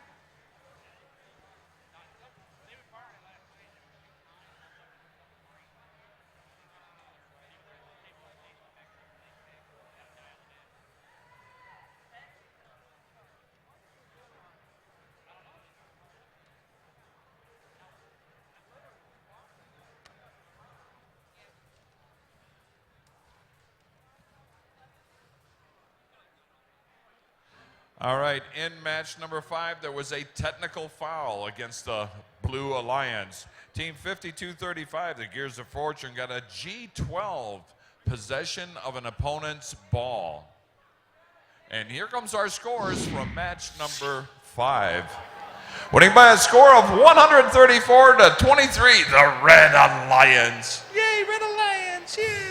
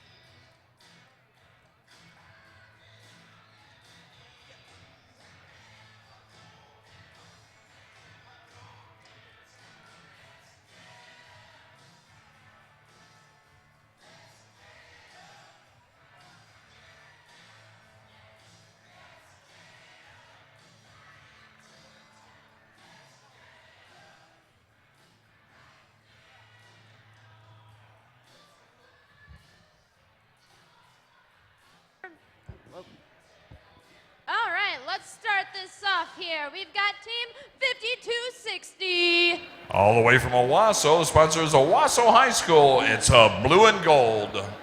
Next up on the Red Alliance, we've got team 5226. From Flint, Michigan, the Academy West Alternative. It's a Titanium Tigers.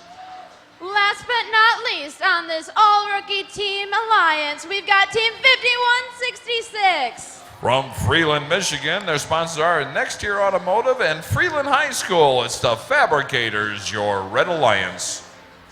Over here on the Blue Alliance, we've got Team 5257. From Coleman, Michigan, their sponsors are the Coleman Community Schools. It's the Comet Craze. We've got some dragons as well from Lake Orion, Team 302. From Lake Orion, their sponsors are the GM Orion Assembly Center, the Chrysler Foundation, Delphi, BAE Systems, Infella Roof Systems, and Lake Orion High School. It's the Dragons. Rounding off the Blue Alliance, we've got our friends from the Great Lakes Bay region, Team 703. Also one of our host teams here from Saginaw. Their sponsors are Next Year and Saginaw Career Complex. It's Team Phoenix, your Blue Alliance. Yay, Blue Alliance, yay.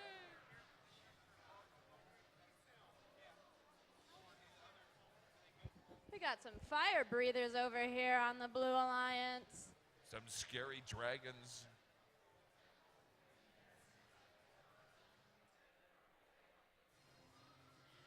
That is crazy that we have an alliance of all rookie teams. Has anyone ever seen that before?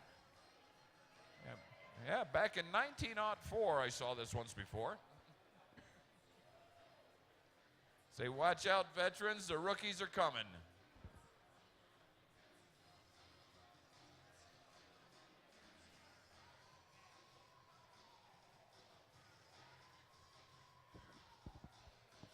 All right, we're good to go. Let's get going in 3, 2, 1, go. There's a long shot. They shoot and score, not Phoenix.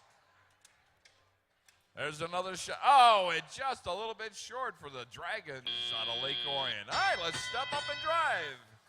Got one albatross there, but 3 albatrosses for the rookies. Rookies get the first albatross off the field. Now they're trying to acquire the second one.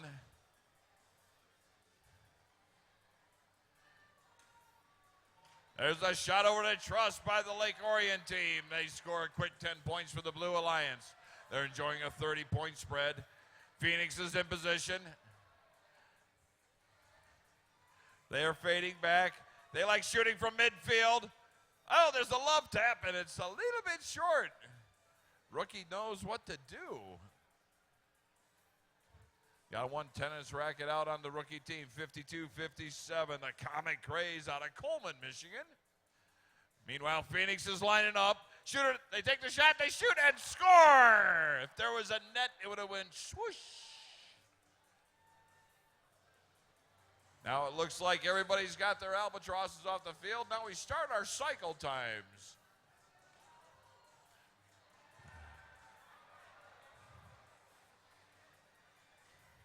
Phoenix trying to get a hold of that ball that already went over the top of the truss, acquired another 10 points. Last minute of play, last minute of play. There's a long shot, they shoot and scored. That Phoenix team likes shooting from about the 23-foot, 8-inch mark. Rookies are trying to close the gap. Dragons acquire the ball. They come down to the rail, get past the defense, up and over the truss. Their partner, the Phoenix, trying to... We're down to the last 30 seconds. Phoenix weaving their way through the defense of the Red Alliance. Phoenix acquires the ball. Get it back into their machine, trying to get past their own partner. They're dropping back. They're going for a long shot. But the rookie, 51-66 for the Red Alliance. The Fabricators out of Freeland, playing some pretty good defense. Meanwhile, their partner, 52-60. That's the blue and gold out of Owasso. They had the right idea, but time expires on our heroes here in match number 6. Come All right. get your robots, teams. All right, we're ready with the scores from match number 6. Winning by a score of 96-8, the Blue Alliance. Yeah, the Smurfs are happy.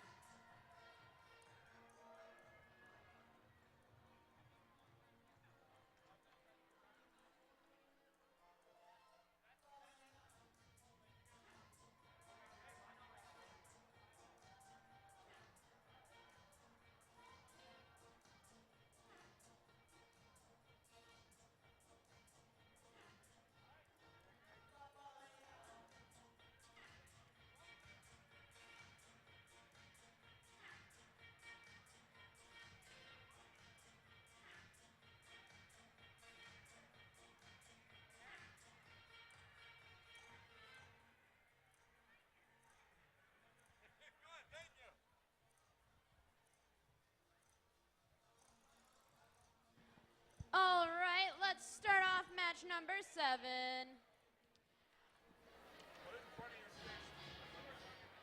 First up, we have team 894. From Flint, Michigan, their sponsors are General Motors, Sandvik Cormont, Phillips Welding, Michigan Battery, Mid-Michigan Robotics Alliance, and Powers Catholic High School. It's the Chargers. Second up on the Red Alliance, we've got team 4381. From Richland, Michigan, their sponsors are Gull Lake Community Schools and Gull Lake High School. It's the Twisted Devils. Next up, we've got team 5216. From Essexville, Michigan, their sponsors are Dow Chemical, Agassi Foundation, MDE, and Garber High School. It's the Garber Dukes.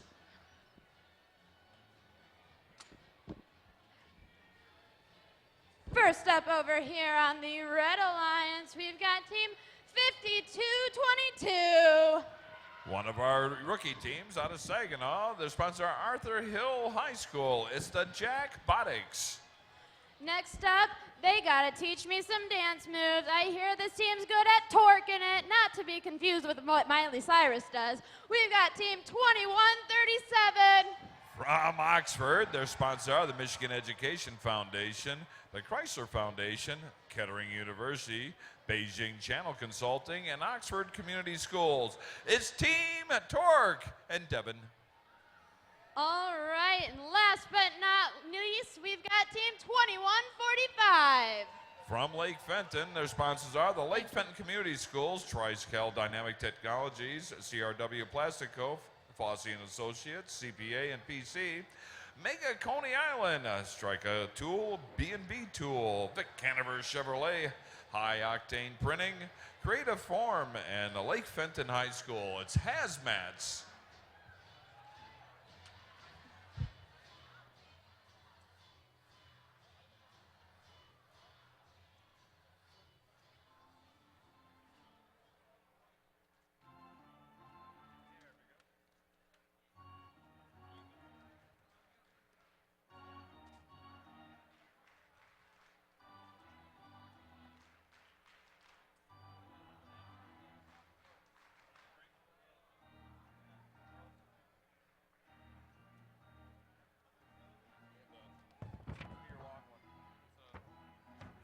Let's start this up in 3, 2, 1, go.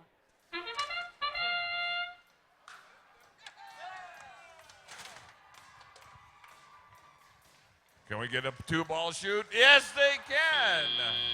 All right, looks like we got one albatross left for the Red or Blue Alliance. Over there, 4381. Let's go back for Gary's in midfield.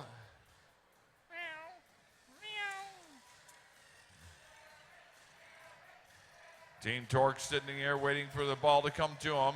Meanwhile, 894 is going down the middle of the field, trying to acquire that ball. It just slips out of their grip.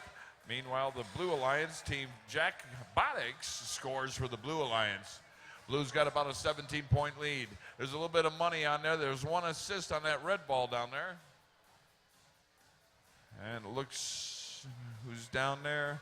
It's Jack Bodix. Looks like they're going to hand off to Team Torque, trying to get an assist. Torque's got it, coming down the middle of the field. Get across the blue line. They're taking aim at that 10-point goal. Oh, it's a little bit high. Looks like Gary's right there. Hazmat's there with them. 2 Blue Alliance robots.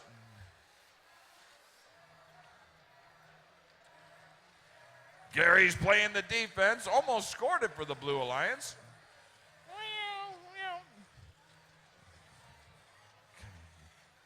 Gary's right there. Team Torque's trying to squeeze that ball into there. Just got 50 seconds, and they shoot and score, the Oxford team. Devon's not adding much to this game yet.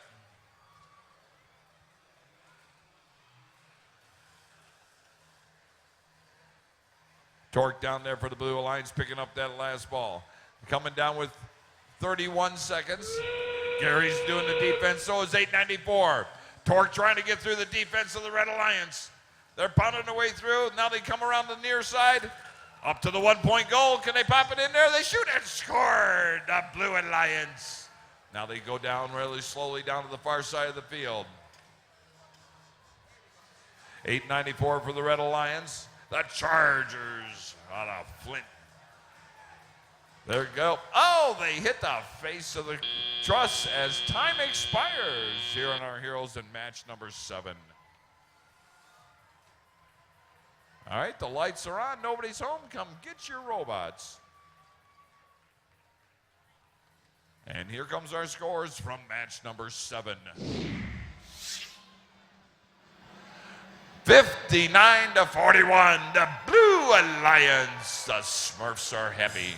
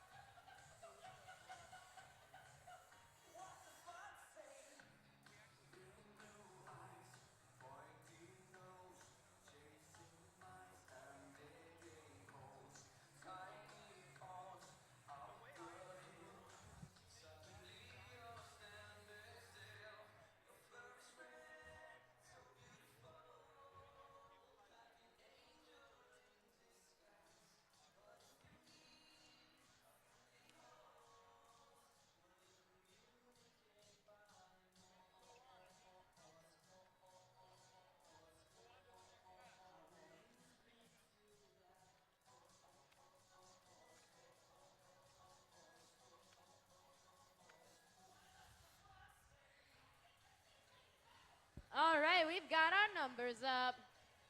Starting us off on the Red Alliance, we've got Team 5234. Out of Elsie, the Marauders.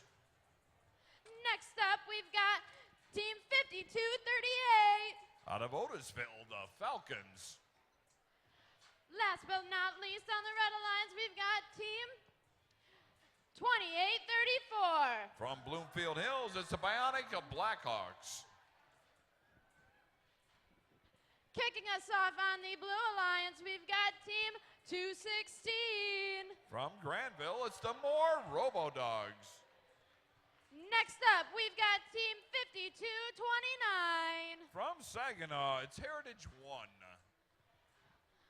Rounding out the Blue Alliance, we've got team 5215. Out of Frankenmuth, it's the Steagles.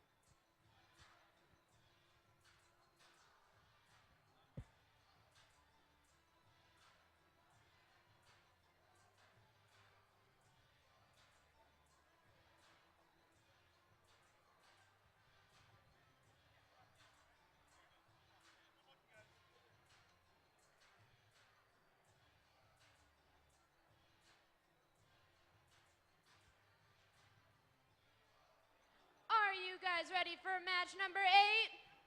We'll get her going in 3, 2, 1, go. All right, looks like everybody's crossed over the line. The 216's in there. They take a shot. And the rookie scores the 52-29 machine, and so does 216, the Moore Robo-Dogs. Looks like all the albatrosses were scored.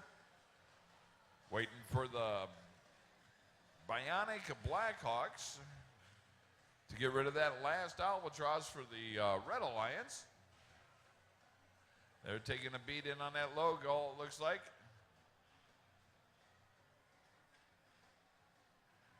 There's some trust points for the Blue Alliance. The rookies are scoring well today.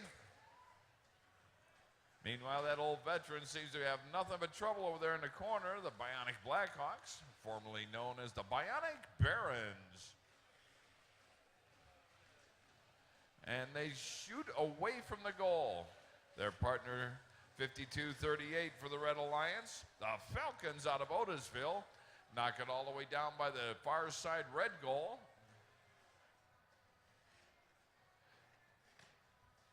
And there's another trust shot by the rookie team, 52-29 for the Red Alliance, a Heritage 1 team out of Saginaw. Down to 70 seconds to go in the match. The Moore Robo-Dogs have the blue game piece in their machine. They're up in the 1-point goal. Trying to roll it out of there.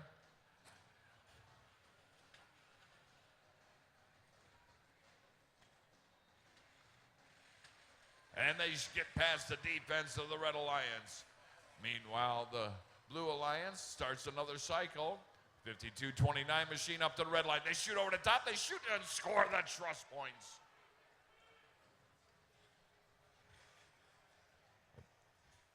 The Bionic Blackhawks acquired one of the red game pieces, make their way down the side, down to the last 30 seconds. Can they pull the trigger on this? They shoot. Oh, just a little bit shy on that shot. Meanwhile, the Red Alliance is putting up the red wall. But the Moore Robo-Dogs get past that defense and drive in and score in the low point goal. Now we're down to the last 10 seconds. Bionic Blackhawks are in position. It falls out the backside. As time expires, they don't get the shot off.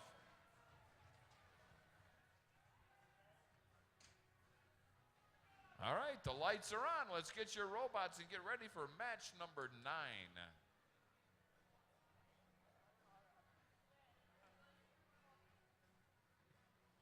And we're good. And here comes our scores from match number 8. 135-15. The Blue Alliance and the Smurfs are happy again. Smurfs like blue.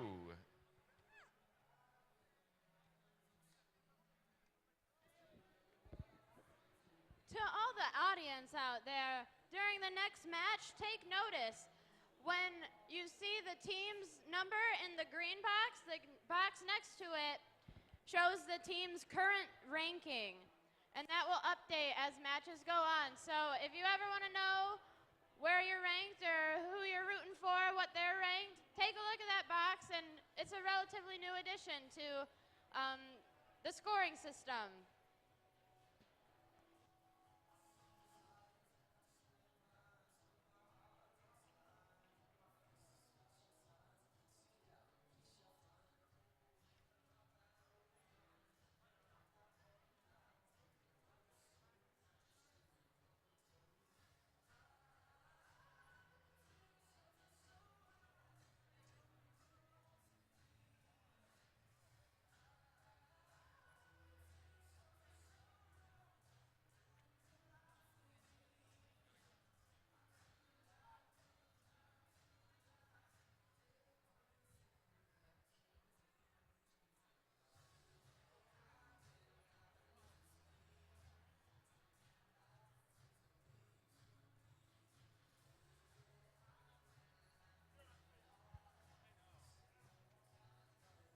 All right, we're getting ready to go here.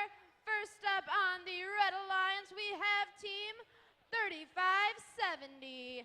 From Alma, it's the Phoenix. Next up on the Red Alliance, we have team 703. From Saginaw, it's Team Phoenix. And we've got some dogs in the doghouse down here. Give it up for team 244. One of our laid-back West Coast teams from Granville, it's the Robo Dogs 3D, your Red Alliance. Starting us off on the Blue Alliance now, we have team 5017. Out of Harbor Beach, it's the Flaming Tortoises. We've got the Dragons again from Lake Orion. We've got team 302. From Lake Orion, it's the Dragons. And rounding out the Blue Alliance, we have team 5166. From Freeland, Michigan, it's the Fabricators, your Blue Alliance.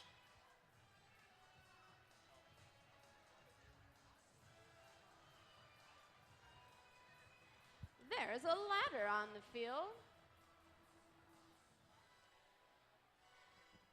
And now there's not.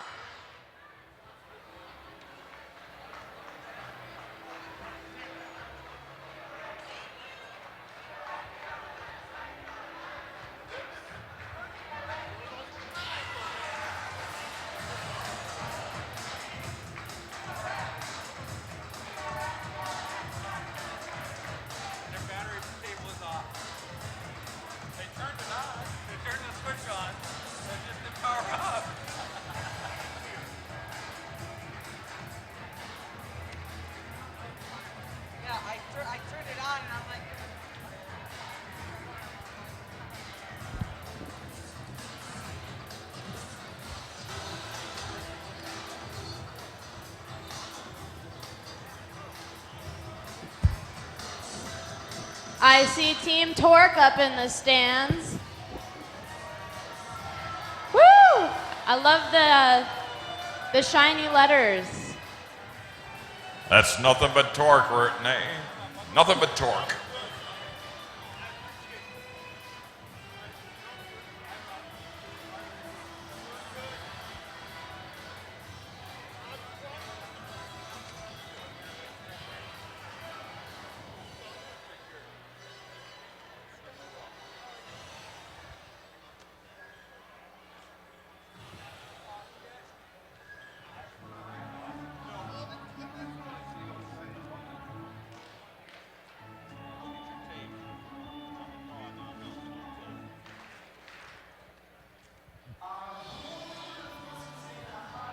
Love this song.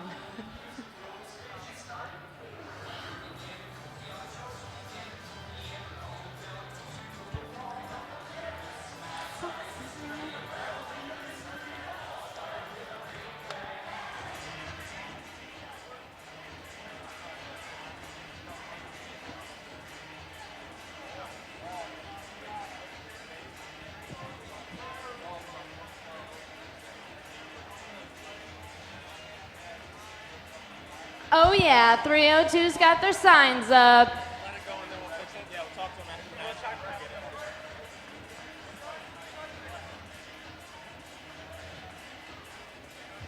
All right, we're ready to go with match number 9 in 3, 2, 1, go. Here we go. As a shot by Phoenix, they scored for the red. Our rookie scores for the blue, and so do the Dragons out of Lake Orion. And the Robo Dogs score. All right, let's step up and drive. It's aerial assist. Red Alliance ready to start their first cycle, so's the blue. Waiting for the human player to drop it in there.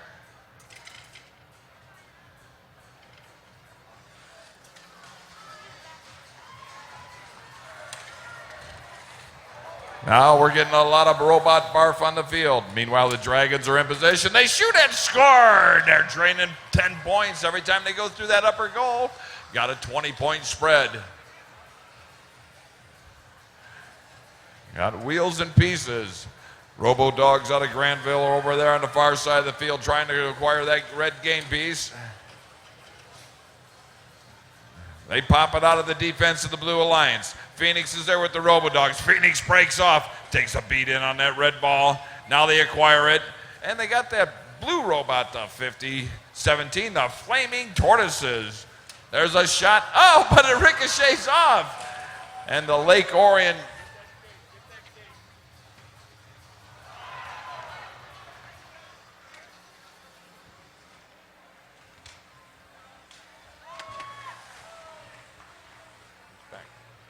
Blue Alliance is still trying to get these balls into play. Red Alliance is getting in there. They shoot, and the human player is, well, he had it for a minute. Robo Dogs 3D trying to acquire that ball. Meanwhile, the Dragons out of Lake Orion are right there. Going after that blue game piece. Their end effectors rolling. Now they have it. Now they're trying to fall back into a shooting solution. They take the shot and skips it off the bottom and shoot and scores. All right, we're in the last 30 seconds of match number 9. Red Alliance Team Phoenix trying to find a shooting solution. Drops back to midfield. They like shooting from around the 24-foot mark. Now they drop back. They shoot. And nothing but shot and scored. Skipped it off the Lexon in the bottom of the goal. Meanwhile, the Blue Alliance drains another point as time expires here in our Heroes in match number 9.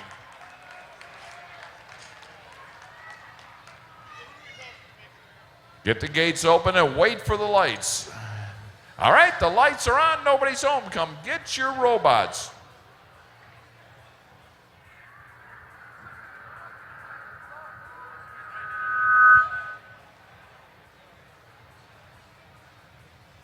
And here comes our scores from match number 9. Oh, it's a close one. 127 to 115. The Blue Alliance. Yay, Blue Alliance. Yay.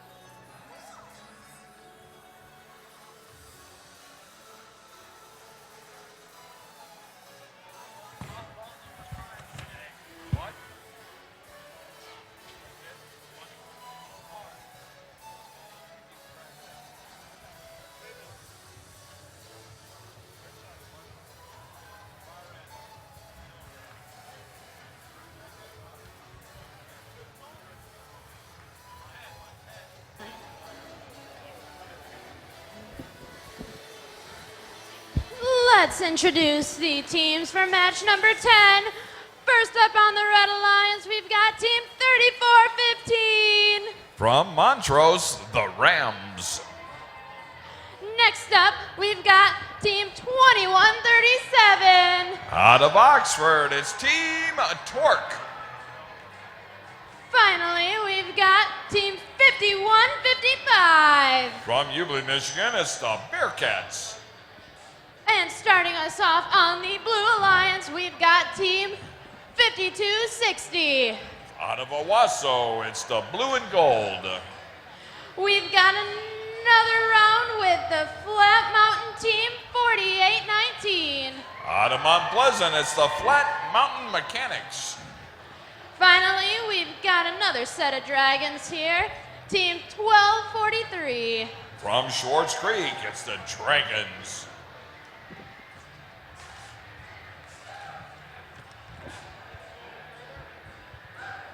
Looks like Team Torque set up for a 2-ball autonomous, while the Blue Alliance has got 1 ball in each machine.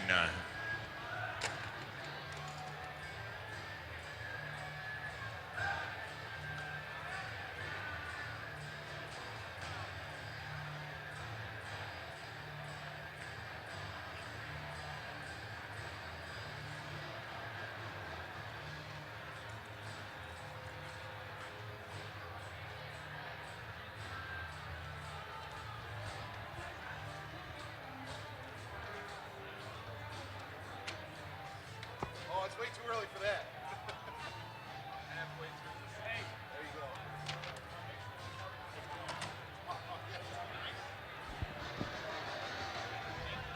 The field is ready for match play. Commencing initialization sequence in 3, 2, 1, go. All right, Blue Alliance is moving forward, still waiting on that. Got 2 scored. Got 2 scored for the red. They shoot and score again. All right, we got 1 albatross left for the Blue Alliance. Can they get that ball scored and get ready for the next cycle? They shoot and score. The Blue Alliance team from 5260. That's the Blue and Gold out of Owasso. They're coming over to the human player. Blue and Gold team's right there. Human player still holding on to the ball. He takes a long shot. Oh, almost had it there. Meanwhile, 21-37. Team Torque out of Oxford. They're acquiring that blue game piece up against the diamond plate. 52-60 just sitting there tapping on them. Team Torque has the ball in their possession. Meanwhile, the Red Alliance is starting to say hello to the blue. 48-19 looks like they're trying to pass off to the Phoenix Dragons. Red Alliance takes this shot at the MC. Not a good idea. Torque has the ball. They shoot. Oh, they got robbed. They hit the crossbar at the top of the goal. Meanwhile, Schwartz Creek's in position. The Blue Alliance. They take a shot. Oh, and it goes out of bounds. Field reset takes it over to the human player. Dragons are right there. He does a little backspin. They shoot and dropped it right into their own machine. Now he goes past the defense of Team Torque. Schwartz Creek's in position. Now they turn around. Now they're looking at the 1-point goal. Down to 40 seconds to go. They start another cycle because they scored on the low goal. Meanwhile, they drop it into the 25-60 machine. They bounce it over to Devin. Devin, get rid of the ball. Devin takes a shot. They shoot. Thank you, Devin.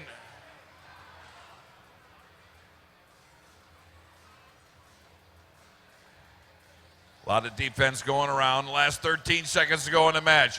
Schwartz Creek still has the blue one in their hand. They go over the top and get the points for the trust shot. Blue Alliance is still trying to get that ball into play. Down to 1 second, and time expires on our heroes in match number 10.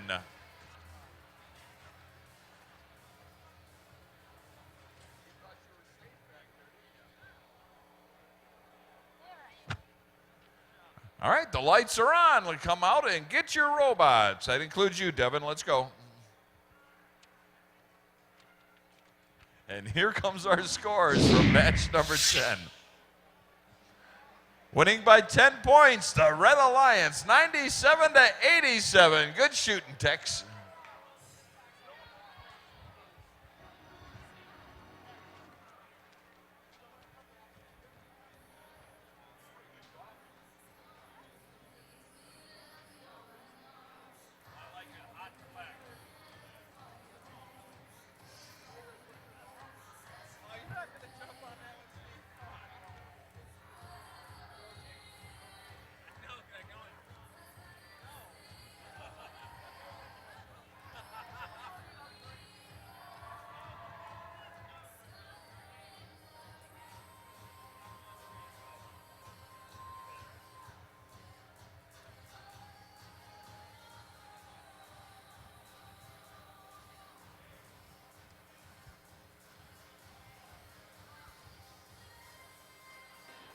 All right, let's meet our match number 11 people and teams and alliance, I guess. Starting us off on red, we've got team 288. One of our laid-back West Coast teams out of Granville, it's the Robo-Dogs. That was some Robo-Dogs, I heard. Next up, we got team 5156. Out of Pigeon, Michigan, it's the Lakers. Last but not least, rounding out red, we've got team 5257. From Coleman, Michigan, it's the Comet Craze. Over here on blue, we've got some bees. Give it up for team 33. Out of Auburn Hills, it's the Killer Bees. Next up, we've got team 5231. From Shepherd, Michigan, it's the Radical Jays. Rounding out the Blue Alliance, we've got team 5222. From Saginaw, Michigan, it's the Jack Botics, your Blue Thank Alliance.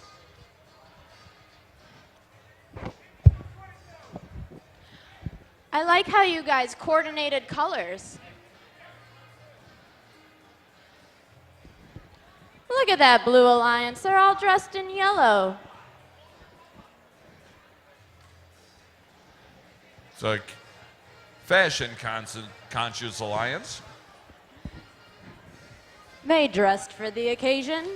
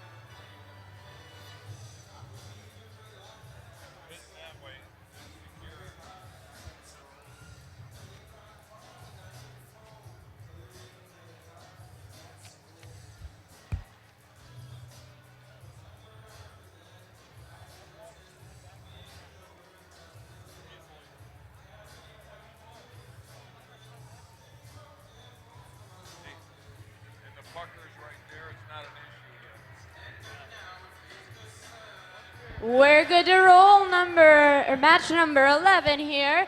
Let's get it started in 3, 2, 1, go. Blue Alliance takes their shot. They shoot it, score. The Killer Bees shooting from downtown. Their partner 52-31 scores, and the other rookie 52-22. Adding to the alliance, Killer Bee does have a nice 3-ball odds on, but they're rookie partners in this match. For the Blue Alliance, the Radical Jays and the Jack Botics were carrying their own weight. Meanwhile, one of the West Coast teams, the Robo Dogs out of Granville, trying to get past the defense of the Red Alliance. That tall bot, but the Killer Bees get outside that 18-foot mark, shoot from about 21 feet 2 inches.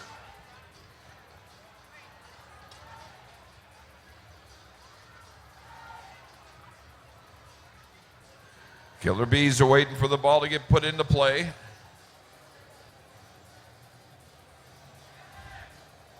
Their partner, 52-31, trying to pull it off. Now the other rookie gets in there, traps it up against the side rail, gets it into their machine, and stops. Now they come down the side rail, they pass it off to their partners. Oh, it goes right past the Killer Bees out of Auburn Hills. Got 70 seconds, Killer Bees shoot, and scored! Yeah, if you're gonna stand back there, watch out, Andy. Last minute of play, last minute of play. Killer Bees doing offense and defense at the same time. Oh, they took a shot and came off the crossbar. Now they're going over to reacquire it, the Auburn Hill team. They drop back and hit it off the top. They recalibrate. Oh, a dry fire there. Now we're down to the last 30 seconds. Now, there we go. They take the shot. Still trying to pick on that Trucktown team waiting in the queue line. You already got them twice. Robo Dogs are in position. They have a shooting solution. They're ready to pull the trigger. Can they pull it? Oh, that defense catches up with them. Killer Bees are on the run. They cross over the 18-foot mark. They're trying to short shot and shoot and scored. Took the field reset people around for a little twirl as time expires here in match number 11. All right, the lights are on. Let's get these robots off the field and let's take a look at our scores from match number 11. Winning by a score of 92-16, the Blue Alliance. The Smurfs are happy when the Blue Alliance wins.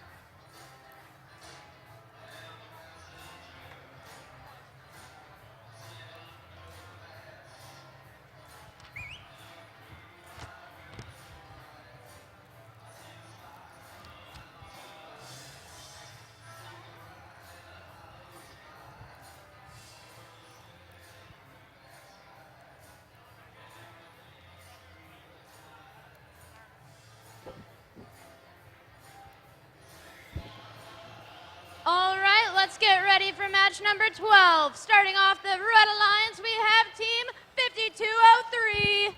Out of Sanford, Michigan, it's the Volatile Chaos Inhibitors. Next up, we've got team 4382. Out of Saginaw, it's Team Trobots. Rounding out the Red Alliance, we have team 66. From Ypsilanti, it's the Flyers. Starting us off with the Blue Alliance, we have team 894. From Flint, Michigan, the Chargers. Next up, we've got team 5150. From Flint, Michigan, the Hornets. And now I hear no one pushes truck. We've got team 68.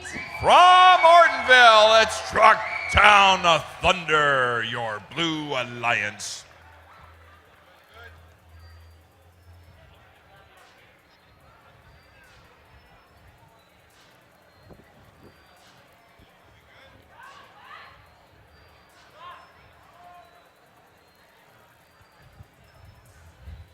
All right, let's get this match underway in 3, 2, 1, go. Blue Alliance all moves forward. They got one. There's two scored. 51-50, almost had to get in there. All right, there's one albatross for each team. Blue Albatross is off the field. Red Albatross is still there. Flyers are going down there to acquire that loose ball. They're going into the side of the one-point goal. They shoot and scored. Now they can begin their cycle. Gary's in the queue line. A lot of defensive posturing going on. 8:94 for the Blue Alliance. The Chargers out of Flint. They line up for the truss. They shoot. And it bounces over, and they score a quick 10 points for the Blue Alliance. Flyers come into the middle of the field, trying to get past the Chargers. Truck Town comes over. Oh, trying to slow them down. Get ready. And the 51-50 machine shoots and scores. Got a slight lead. Looks like about 16 points for the Blue Alliance.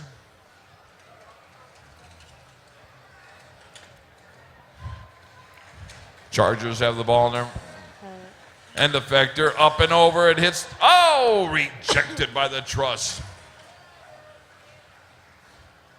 All right, there's 68 seconds to go in the match. Trucktown Thunders has the ball. They're driving in.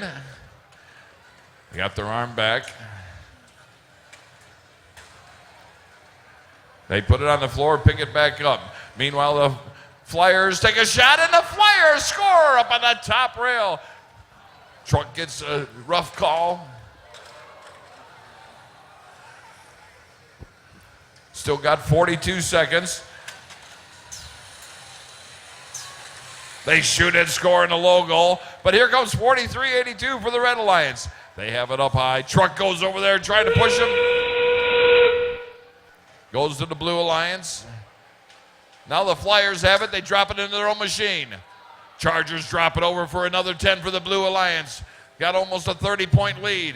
Got 16 seconds to go in the match.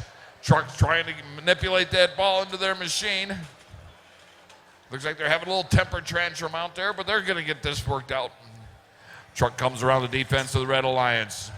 Let's go with the ball in the end. Got 2 seconds left, and time expires on match number 12. All right, let's get the gates open and wait for the green lights. Wait for them. There we go. Now let's get these robots off the field and get ready for match number 13. And here comes our scores from match number 12. Winning by a score of 93-66, the Blue Alliance. Yay, Blue. Oh, look, Gary's coming. Gary's coming to play.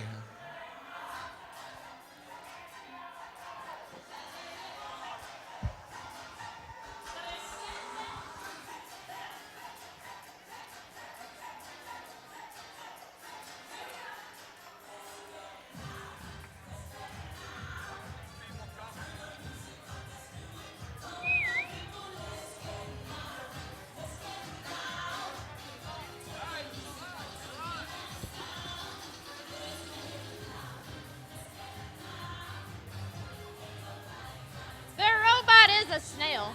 That's Gary.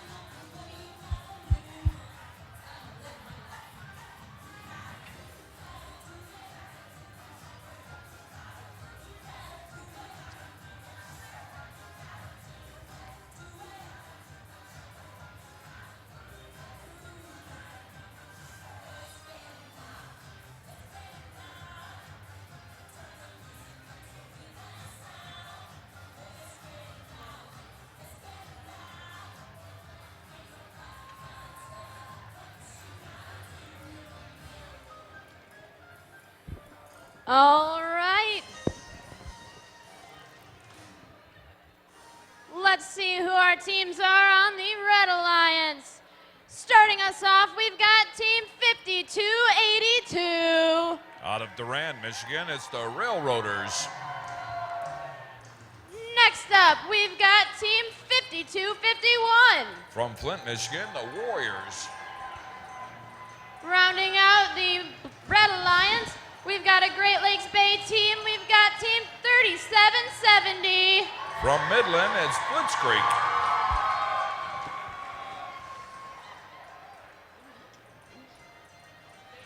Over here on the Blue Alliance, we've got Team 4381.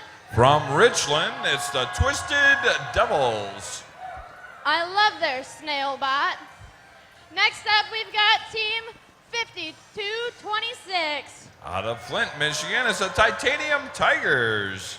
Rounding out the Blue Alliance, we've got 5224. From Standish, it's the Panther Power.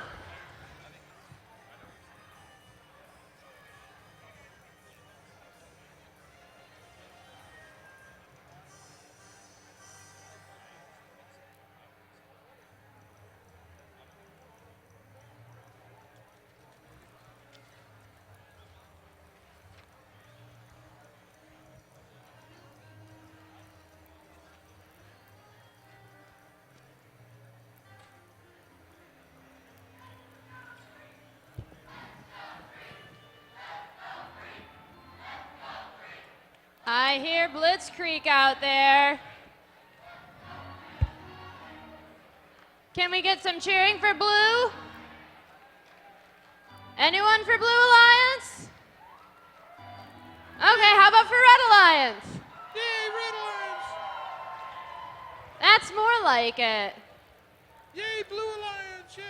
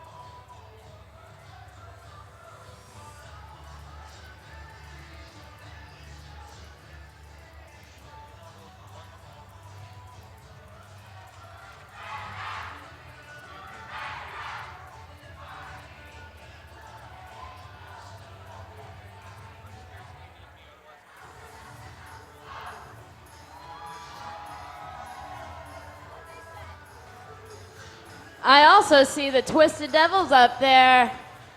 I like your signage, and I like the little Garys too.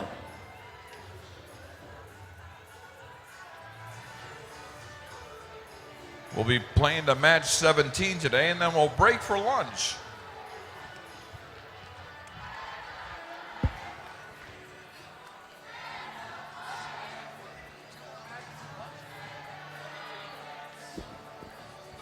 You ready to go, Red? Yeah?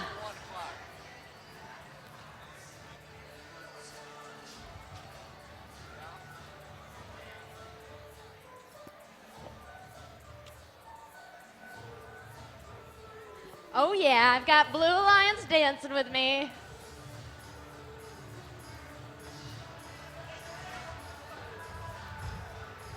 Oh, and Red's dancing too.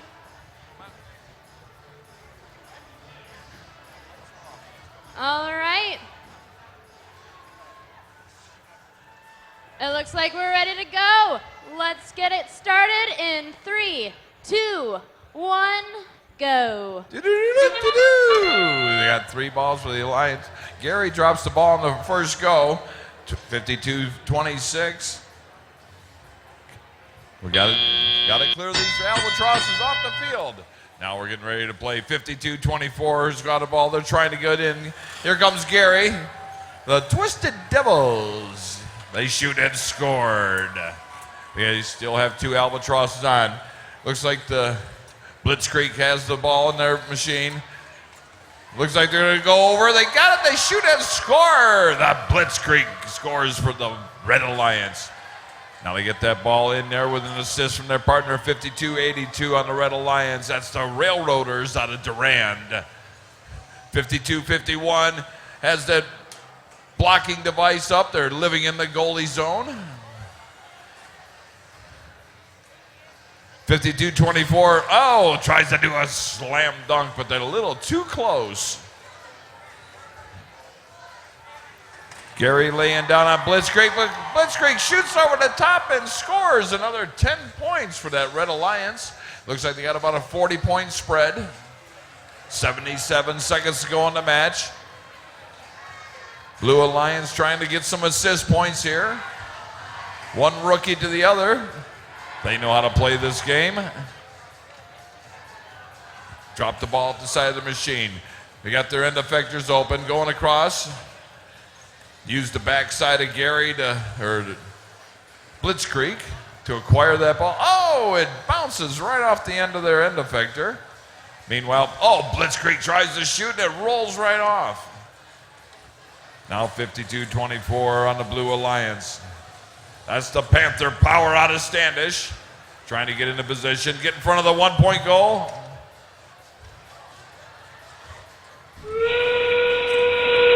You know that sound. That means there's 30 seconds left here in match number 13. We'll be playing through match number 17 today, and then we'll stop and take a lunch break and take care of our tapeworms. 52-24 acquires the ball. They're coming down. Going to try and go for some trust points. Now they're starting to close the gap. Blue Alliance is really giving it a go here. And time expires here on our heroes in match number 13. All right, let's get these gates open and wait for the green lights. And the lights are on, so let's get these robots off the field and get ready for match number 14.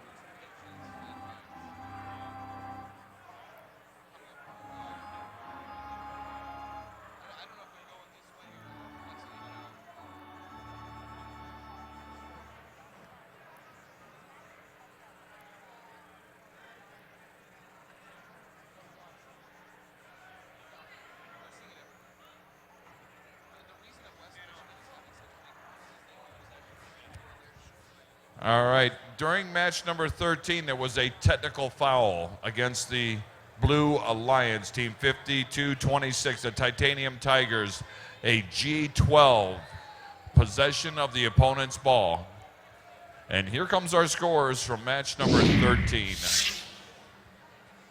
Winning by a score of 114-23, the Red Alliance. Yay, Red Alliance, yay.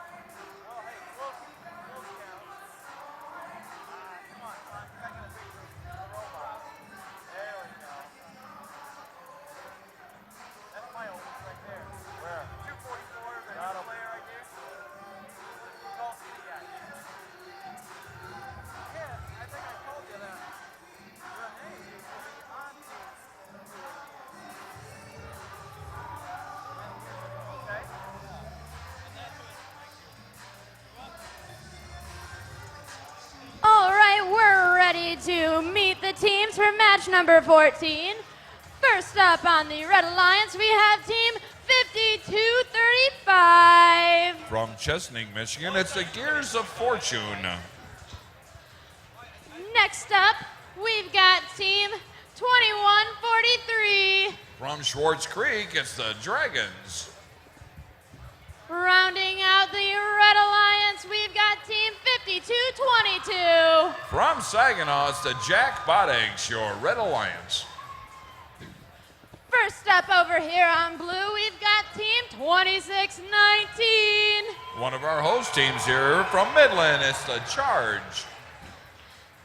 Next up, we've got team 244. Out of Granville, it's the Robodogs 3D. Rounding out blue, we've got team 2145. From Lake Fenton, it's Hazmat.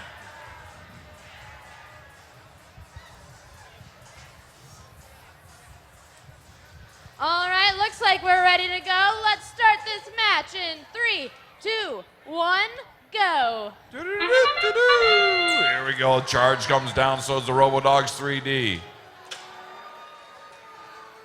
And the Charge goes. Robodogs score.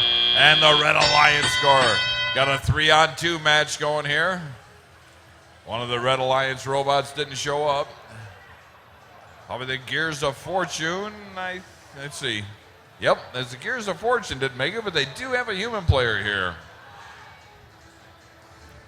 12:43 for the Red Alliance, the Schwartz Creek Dragons.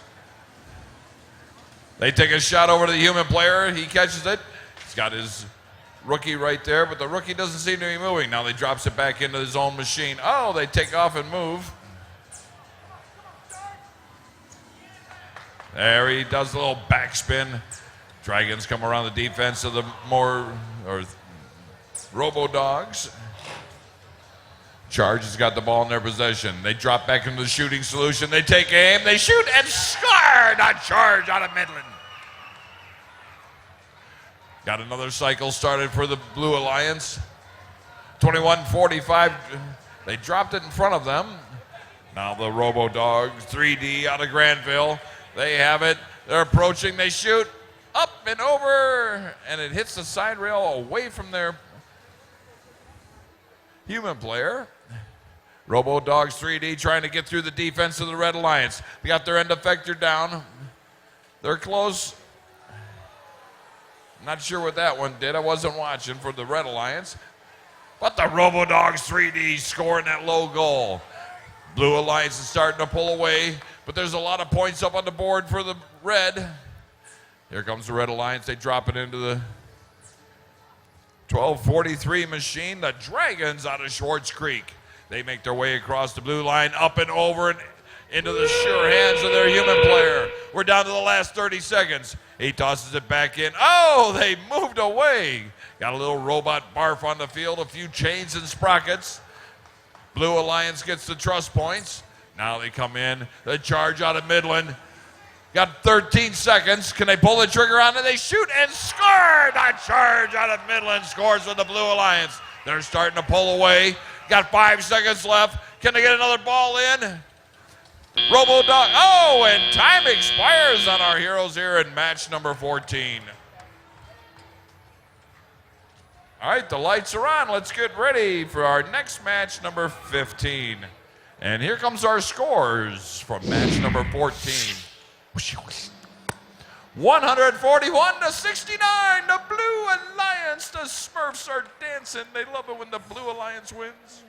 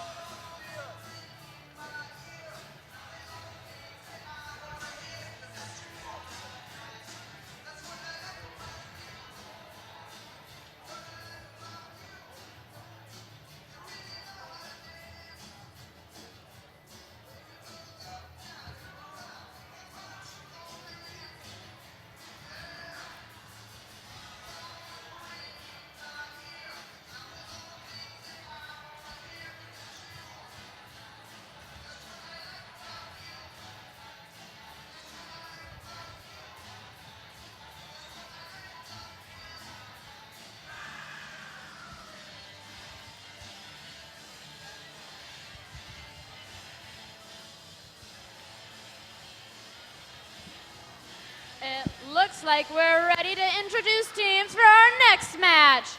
Here on Driver Station 1 for Red Alliance, we have 302. Out of Lake Orion, the Dragons. Next up, we've got Team 4819. From Mount Pleasant, it's the Flat Mountain Mechanics. Rounding out red, we've got Team 4382. All the way from Saginaw, it's Team Trobots.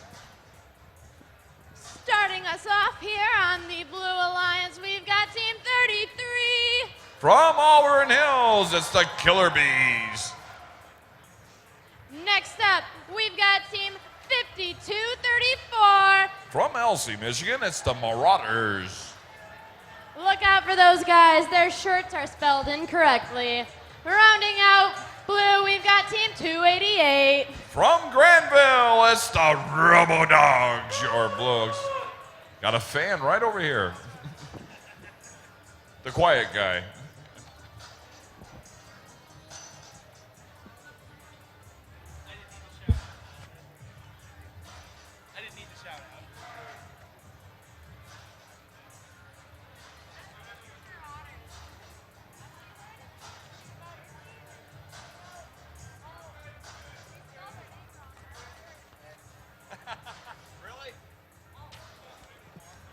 All right, it looks like we're ready to kick off this match. Let's go in 3, 2, 1.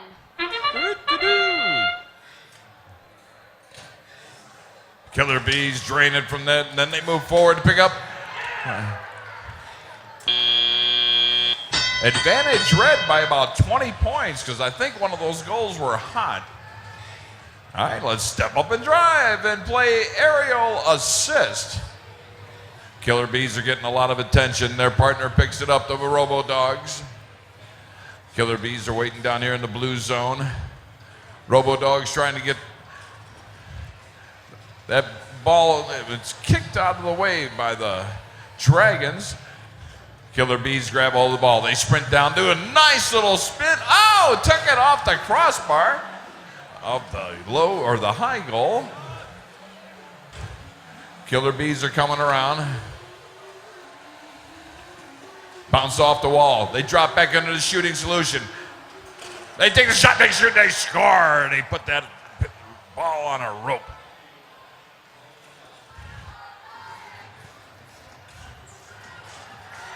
Blue Alliance, it's got about no, that's a tie game. Killer Bees take a shot. It ricochets all the way back to the truss. Killer Bees trying to get through the traffic. Robo Dogs are there. Killer Bees. They've got it trapped up against the ball. Red Alliance going about their business. 43-82, but then Killer Bees shoot from the 18-foot mark and score another 10 points. Got a 10-point lead.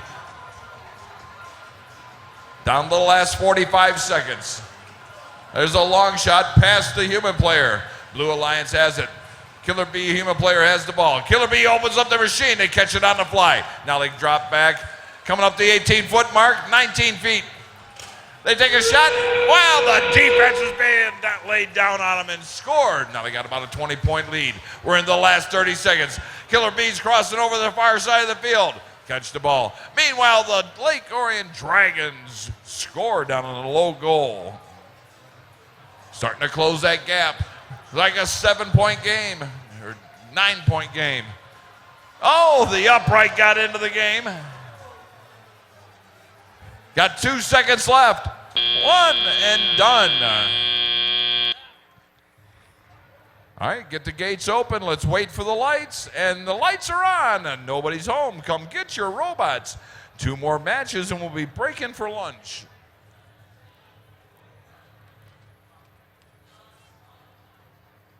And here comes our scores from match number 15. Winning by a score of 115 to 106, the Blue Alliance. Yay, Blue Alliance.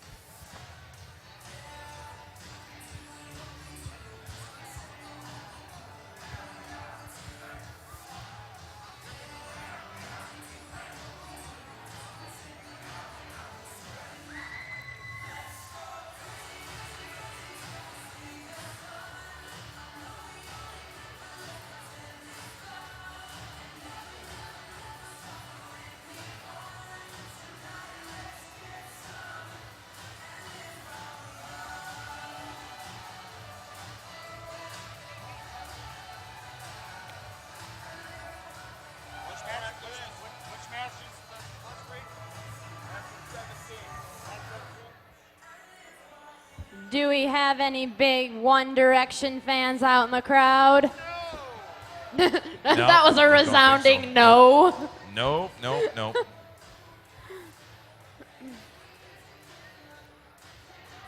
I think it's time to meet our alliances.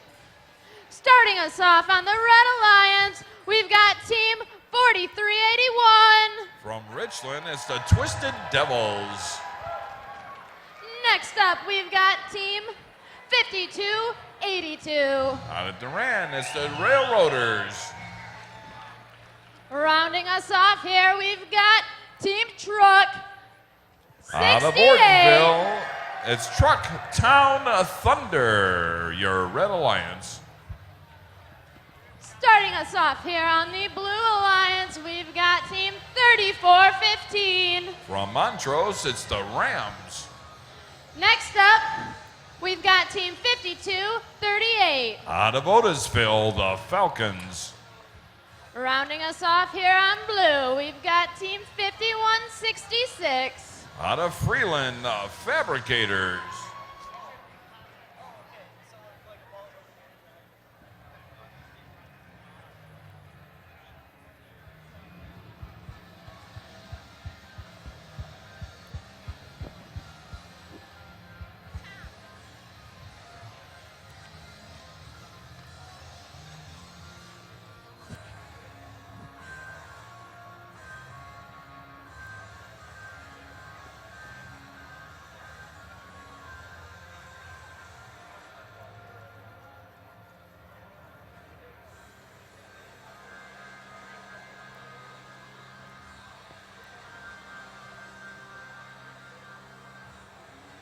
All right, Red Alliance, are you ready? Blue Alliance, are you ready? Let's get this match going in 3, 2, 1, go. All right, Blue Alliance has made their way, so has the Red. The 34-15 machine scores, Trucktown scores. Looks like we got 2 blue albatrosses on the field and 1 red. Yes, 1 red albatross. Trucktown gets that last albatross. They shoot and score the Trucktown Thunder. Their partner, 5281, trying to get that loose ball. Gary's right there with them, the old Twisted Devil machine. Trucktown acquires the ball, drops back into a shooting solution.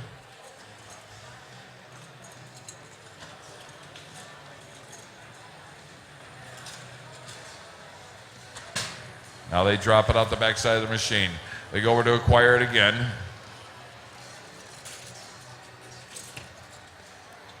Good defensive posture by the Red Alliance, taking away that 1-point goal over here on the far side of the field. 34-15, trying to get past the defense of the Twisted Devils. Tried to take that ball away from Trucktown. Twisted Devil now picks up the ball.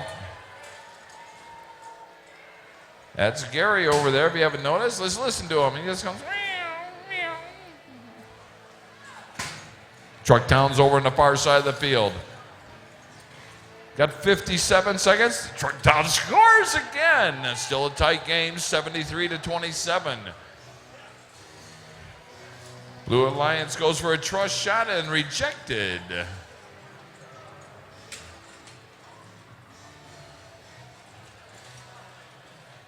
.52-82 passes it off the Truck. Truck goes and acquires the loose one, sprints across the red line. Now they hand it off to Gary. Gary controls the ball, trying to drop it in their machine. They're ready to go. They're going over to the 1-point goal. Got 19 seconds left. They shoot it, scored. Now the human player picks it up off the lighted pedestal. Human player still has the ball. We got 10 seconds left. Can the Red Alliance get this ball? The blue one's still over on the far side of the field. Looks like the Red Alliance is tangled up in the field element as time expires here on match number 16. All right, the lights are on. Let's get these robots off the field and get ready for our last match of the morning before we go to lunch. Match number 17.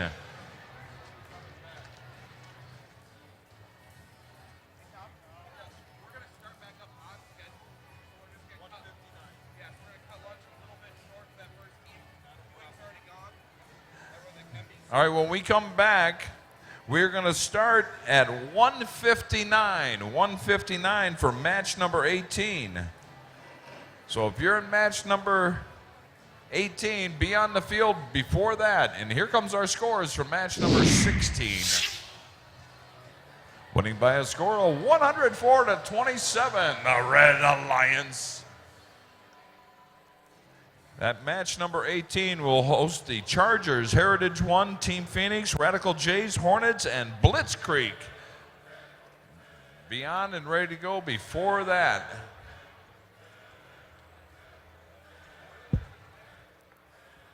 We have a match here that has 3 rookie teams on the same alliance. I love it when that happens.